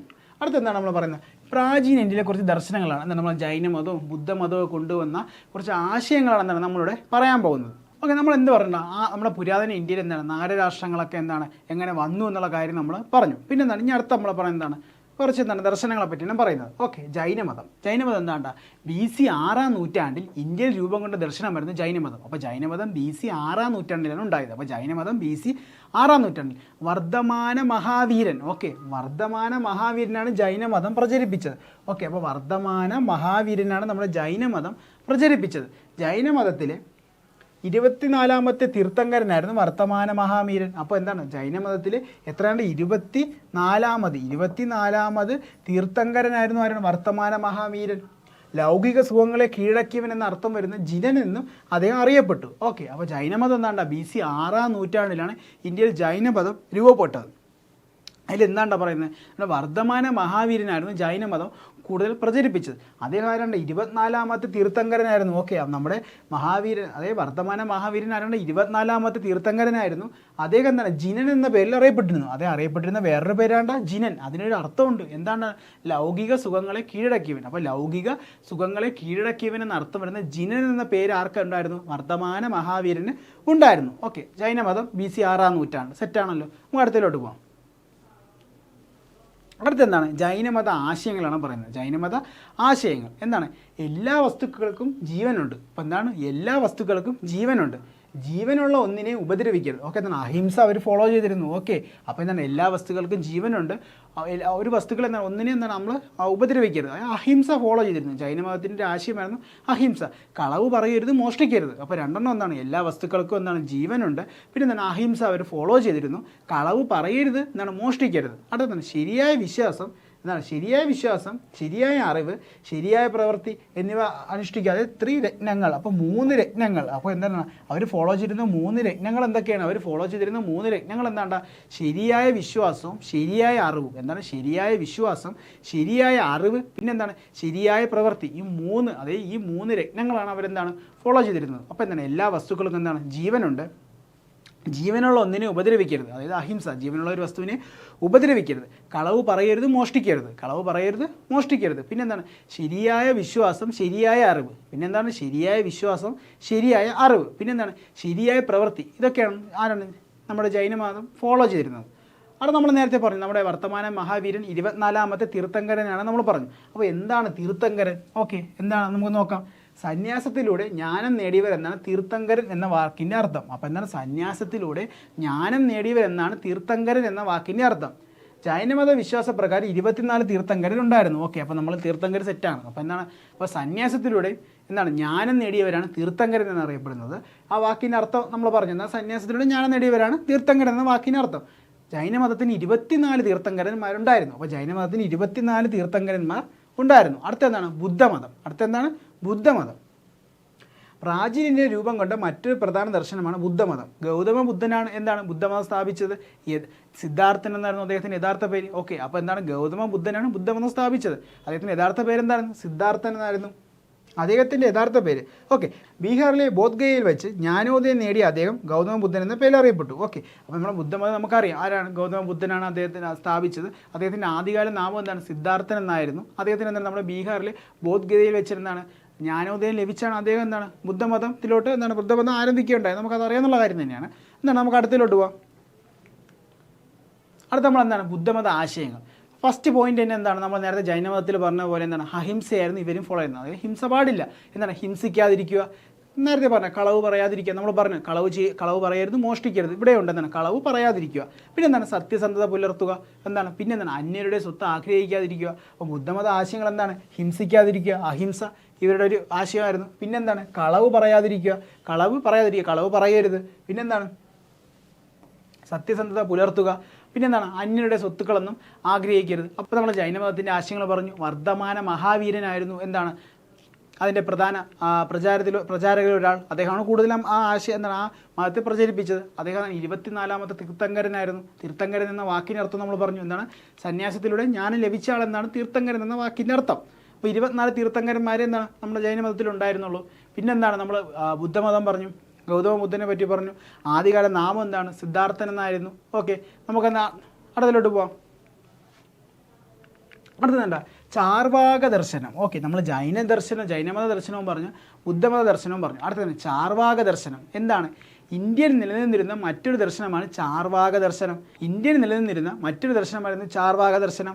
ഈ ദർശനം ലോകായത എന്നും അറിയപ്പെട്ടിരുന്നു. വിശ്വസിക്കുക എന്നതിനേക്കാൾ അന്വേഷിക്കുക എന്നതായിരുന്നു എന്താണ് ഇതിൻ്റെ മെയിൻ പോയിന്റ്. ഓക്കെ, അപ്പോൾ എന്താണ് ലോകായത എന്ന പേരിലും എന്താണ് ചാർവാക ദർശനം അറിയപ്പെട്ടിരുന്നു. ഇത് മെയിനായിട്ട് എന്താണ് ഫോളോ ചെയ്യുന്നത്? എന്താണ്? വിശ്വസിക്കുക എന്നതിനേക്കാൾ അന്വേഷിക്കുക. ഓക്കെ, അപ്പോൾ എന്താണ് വിശ്വസിക്കുക എന്നതിനേക്കാൾ എന്താണ് അന്വേഷിക്കുക എന്നുള്ള തത്വത്തിലാണ് ആര് ചാർവാക ദർശനം ഇമ്പോർട്ടൻസ് നൽകിയത്. ഓക്കെ, അപ്പോൾ ചാർവാക ദർശനം എന്താണ്? ഇന്ത്യയിൽ ഉണ്ടായിരുന്നൊരു ദർശനമായിരുന്നു ചാർവാക ദർശനം. എന്താണ്? ലോകായത എന്നറിയപ്പെടുന്നു. എന്താണ്? ലോകായത എന്നറിയപ്പെട്ടിരുന്നു. എന്താണ് ഇതിലെ മെയിൻ തത്വം? എന്താണ് ഈ ചാർവാക ദർശനത്തിൻ്റെ മെയിൻ തത്വം എന്ന് പറഞ്ഞാൽ എന്താണ്? വിശ്വസിക്കുക എന്നതിനേക്കാൾ അന്വേഷിക്കുക, വിശ്വസിക്കുക എന്നതിനേക്കാൾ അന്വേഷിക്കുക എന്നാണ് ചാർവാക ദർശനത്തിൻ്റെ പ്രധാന തത്വം. നമുക്ക് നാളത്തേലോട്ട് പോകാം. അപ്പോൾ നമ്മൾ കുറച്ച് കാര്യങ്ങൾ ഇവിടെ പറഞ്ഞു. അടുത്ത നമ്മൾ എന്താണ് ഇതുമായിട്ട് ബന്ധപ്പെട്ട കുറച്ച് ക്വസ്റ്റ്യൻ വർക്കൗട്ട് നമുക്ക് നോക്കാം.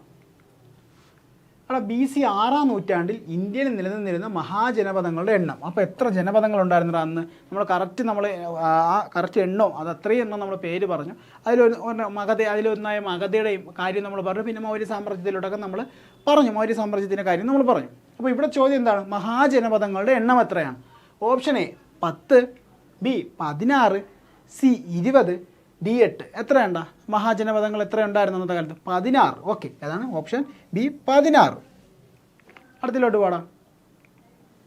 അടുത്തതാണ് ജനാധിപത്യം ആദ്യമായി ഉത്ഭവിച്ചത് ഏത് പുരാതന ഗ്രീക്ക് നഗരരാഷ്ട്രത്തിലാണ്? അപ്പോൾ തന്നെ ജനാധിപത്യം എന്ന ആശയം ഏത് ഗ്രീക്ക് നഗരരാഷ്ട്രത്തിൽ നിന്നാണ് നമുക്ക് നമ്മുടെ ലോകത്തിന് ലഭിച്ചത്? ഏതൊക്കെയുണ്ട് ഓപ്ഷൻ? ഏതൊക്കെയുണ്ട്? സ്പാർട്ടയുണ്ട്, മാരത്തൺ ഉണ്ട്, പിന്നെന്തുണ്ട്? ഏതൻസും ഉണ്ട്, റോമുണ്ട്. ഓക്കെ, ഏതാണ് നമ്മൾ പറഞ്ഞു തന്നെ? ഏതൻസ്. ഓക്കെ, കാരണം എന്താണ്? നമ്മളെ സ്പാർട്ട ഗ്രീക്ക് നഗരരാഷ്ട്രമാണ്. അവിടെ എന്താണ്? പ്രഭുഭരണമാണ് നിലനിന്നിരുന്നത്. ഏതൻസിൽ എന്താണ് ഇന്നത്തെ കാണുന്ന നമ്മുടെ ജനാധിപത്യ രൂപം, പഴയകാല ജനാധിപത്യ രൂപം എവിടെയാണ് വന്നത്? നമ്മുടെ ഏതൻസിലാണെന്ന് പറഞ്ഞു. ഓക്കെ, നമ്മുടെ ഏതൻസിലാണ് പുരാതന ഒളിമ്പിക്സിനും രൂപം കൊണ്ടതും എന്താണ്? നമ്മുടെ ഏതൻസിലാണെന്ന് നമ്മൾ പറഞ്ഞ കാര്യമാണ്. നമുക്ക് അടുത്തിലോട്ട് പോകാം. റിപ്പബ്ലിക് എന്ന പ്രശസ്തമായ കൃതി രചിച്ച ഗ്രീക്ക് തത്വചിന്തകൻ. ഓക്കെ, അപ്പോൾ എന്താണ് റിപ്പബ്ലിക് എന്ന കൃതി? അതായത് റിപ്പബ്ലിക് എന്ന കൃതി രചിച്ച ആരെന്നാണ് ചോദിച്ചിരിക്കുന്നത്. ആരാണ്? സോക്രട്ടീസ് ആണോ, പ്ലേറ്റോയാണോ, അരിസ്റ്റോട്ടിലാണോ, ഹെറഡോട്ടസ് ആണോ? നമ്മൾ പറഞ്ഞ കാര്യമാണ്. എന്നാൽ നമ്മളെ ഹെറഡോട്ടസിൻ്റെ പുസ്തകമാണ് ദി ഹിസ്റ്ററീസ്. നമ്മുടെ ആദ്യമായിട്ട് ലോകത്തിൽ രചിച്ച ചരിത്രവുമായി ബന്ധപ്പെട്ട കൃതിയാണ് ഹിസ്റ്ററീസ്. അതാണ് ഹെറഡോട്ടസിൻ്റെയാണ്. പിന്നെ നമ്മൾ തൈസിയം പറഞ്ഞു. തൈസിയം ആരെയാണ്? അരിസ്റ്റോട്ടിൽ പറഞ്ഞു. പിന്നെന്താണ്? അപ്പോൾ അടുത്തെന്താണ് പറഞ്ഞത്? പ്ലേറ്റോ ആണ് റിപ്പബ്ലിക് രചിച്ചത്. ഓക്കെ, ഏതാണ്ടാ നമ്മുടെ പ്ലേറ്റോ. ഓപ്ഷൻ ബി പ്ലേറ്റോ തന്നെയാണ് എന്താണ് നമ്മുടെ റിപ്പബ്ലിക് എന്ന പുസ്തകം രചിച്ചത്. ഓക്കെ, അരിസ്റ്റോട്ടലിൻ്റെ ഏതാണ്? നമ്മൾ ലൈസിയം പറഞ്ഞു അരിസ്റ്റോട്ടലിൻ്റെ. ഹെറഡോട്ടസിൻ്റെയാണ്. ഇത് ഹിസ്റ്ററീസും ഹെറഡോട്ടസിൻ്റെയാണ്. അപ്പോൾ റിപ്പബ്ലിക് എന്ന കൃതി രചിച്ചാരാണ്? പ്ലേറ്റോയാണ്. 20 വർഷത്തോളം എന്താണ് അവിടുത്തെ ആൺകുട്ടികൾ എന്താണ് സൈനിക സേവനം, നിർബന്ധിത സൈനിക സേവനം എന്താണ് ചെയ്തിരിക്കണം എന്നൊരു റൂൾ ഉണ്ടായിരുന്ന ഒരു ഗ്രീക്കിൻ്റെ നഗരരാഷ്ട്രം നമ്മൾ പറഞ്ഞു. അവിടെ ഒരു പ്രഭു ഭരണമാണ് നിലനിന്നിരുന്നതെന്ന് നമ്മൾ പറഞ്ഞു. എന്താണ് അവിടെ വിദ്യാഭ്യാസ രീതി എന്താണ്? സൈനിക പരിശീലനത്തിൽ ഊന്നിയ വിദ്യാഭ്യാസ രീതിയാണെന്ന് നമ്മൾ പറഞ്ഞു. ഏതാണ്ട ഓപ്ഷൻ എ ഏതൻസ് ആണോ, ബി കൊറിയന്താണോ, സി സ്പാർട്ടയാണോ, ഡി മഗധയാണോ? അങ്ങനെ മഗധ മഗധ ഇന്ത്യയിലുള്ളതാണെന്ന് പറയാം. നമ്മൾ പിന്നെ എന്താണ് ചോദ്യം? ഗ്രീക്ക് നഗരരാഷ്ട്രമാണ്. നമ്മൾ പ്രധാന 2 ഗ്രീക്ക് നഗരരാഷ്ട്രങ്ങൾ ഏത് പറഞ്ഞു? ഏതൻസും പറഞ്ഞു, സ്പാർട്ടയും പറഞ്ഞു. അപ്പോൾ ഏതായിരിക്കും അവിടെ? ഒരു പ്രഭു ഭരണത്തിന് കീഴിലായിരുന്നു. അപ്പോൾ നമുക്ക് കിട്ടും ഏതായിരുന്നു? ഓപ്ഷൻ സി സ്പാർട്ടയാണ്. നമുക്ക് അടുത്തിലോട്ട് പോകാം. റോമൻ റിപ്പബ്ലിക്കിൻ്റെ അന്ത്യം കുറിച്ച് റോമൻ സാമ്രാജ്യത്തിന് തുടക്കമിട്ട ആദ്യത്തെ റോമൻ ചക്രവർത്തി ആരായിരുന്നു? അപ്പോൾ നമ്മൾ പറഞ്ഞു എന്താണ് റോമിൽ എന്താണ് രാജാവിനെതിരെ ജനങ്ങൾ തിരികെയും അവരെന്താണ് ആ ഒരു പ്രഭുഭരണം രാജാവിൻ്റെ ഏകാധിപത്യ ഭരണമൊക്കെ അവസാനിപ്പിച്ച് എന്താണ് റിപ്പബ്ലിക്കൻ ഭരണരീതി കൊണ്ടുവന്നു. കോൺസൽ എന്നൊരു ഉദ്യോഗസ്ഥനാണ് പിന്നെന്താണ് രാജ്യം ഭരിക്കുന്ന ആ രീതിയിലോട്ടൊക്കെ എന്താണ് അവർ വന്നു. പിന്നെ ഇതിന് വീണ്ടും മാറ്റി പഴയ പടിയിലോട്ട് കൊണ്ടുവന്നു. ആരാണ്ട? അത് ജൂലിയസ് സീസറാണോ, ബി അഗസ്റ്റസ് ആണോ, ബിംബിസാരനാണോ, ദാരായസ് ആണോ? ആരാണ്ട നമ്മുടെ റോമൻ റിപ്പബ്ലിക്കിന് അന്ത്യം കുറിച്ച് റോമൻ സാമ്രാജ്യത്തെ എന്താണ് പഴയ റോമൻ സാമ്രാജ്യത്തിന് വീണ്ടും സ്ഥാപിച്ച ആരാണ്ട? ഏത് ചക്രവർത്തിയാണ്ട? ഏതാണ് നമ്മുടെ ഓപ്ഷൻ ബി അഗസ്റ്റസ് ആണ്. ഓക്കെ, ജൂലിയസ് സീസർ എന്താണ് തുടക്കമിട്ട് എന്നാൽ പൂർണ്ണമായി എന്താണ് പഴയൊരു റോമ സാമ്രാജ്യത്തിലോട്ട് കൊണ്ടുവന്ന ആരാണ്? അത് അഗസ്റ്റസ് ആണ്. നമ്മളവിടെ പറഞ്ഞു പോയ പോയിന്റാണ്. പുരാതന പേർഷ്യയിൽ രൂപം കൊണ്ട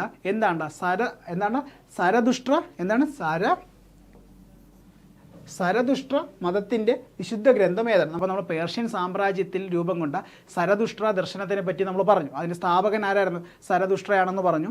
അവിടുത്തെ വിശുദ്ധ ഗ്രന്ഥം ഏതെന്നാണ് നമ്മുടെ ചോദ്യം. ഒന്നാണ് റിപ്പബ്ലിക് ആണോ, പൊളിറ്റിക്സ് ആണോ, അവസ്ഥയാണോ, പിന്നെന്താണ് ഹിസ്റ്ററീസ് ആണോ? ഏതാണ്? നമ്മൾ റിപ്പബ്ലിക് രചിച്ചത് ആരണ്ട? പ്ലേറ്റോയാണ്. റിപ്പബ്ലിക് രചിച്ചത് പ്ലേറ്റോയാണ്. പൊളിറ്റിക്സ് ആരാണ്? പൊളിറ്റിക്സ് എന്ന രചിച്ചതാണ് അത് അതാരാണ്? അത് അരിസ്റ്റോട്ടിലാണ്. പൊളിറ്റിക്സ് എന്ന ഗ്രന്ഥം രചിച്ചതാരാണ്? അരിസ്റ്റോട്ടിലാണ്. പിന്നെ എന്താണ്ട് ഹിസ്റ്ററീസ് ആരെയാണ്? അത് ഹെറഡോട്ടസ് ആണ്. ഹിസ്റ്ററീസ് ആരാണ്? ഹെറഡോട്ടസ്. അപ്പോൾ ഏതാണ്ട് നമ്മുടെ സി സെൻറ്റ് അവസ്ഥ. ഓക്കെ, അപ്പോൾ നമ്മൾ എന്താണ് സരതുഷ്ട്ര ദർശനത്തിൻ്റെ അവരുടെ പ്രധാന വിശുദ്ധ ഗ്രന്ഥമാണ് സെൻറ്റ് അവസ്ഥ. ഓക്കെ, റിപ്പബ്ലിക് ആരുടെയാണ്? പ്ലേറ്റോടെയാണ്. പൊളിറ്റിക്സ് ആരുടെയാണ്? അരിസ്റ്റോട്ടിലാണ്. ദി ഹിസ്റ്ററീസ് ആരാണ്? ഹെറഡോട്ടസിൻ്റെയാണ്. ദി ഹിസ്റ്ററീസ് ഹെറഡോട്ടസിൻ്റെയാണ്. Okay, option C Avesta, Zend Avesta. Okay, നമുക്ക് അടുത്തിലോട്ട് പോകാം.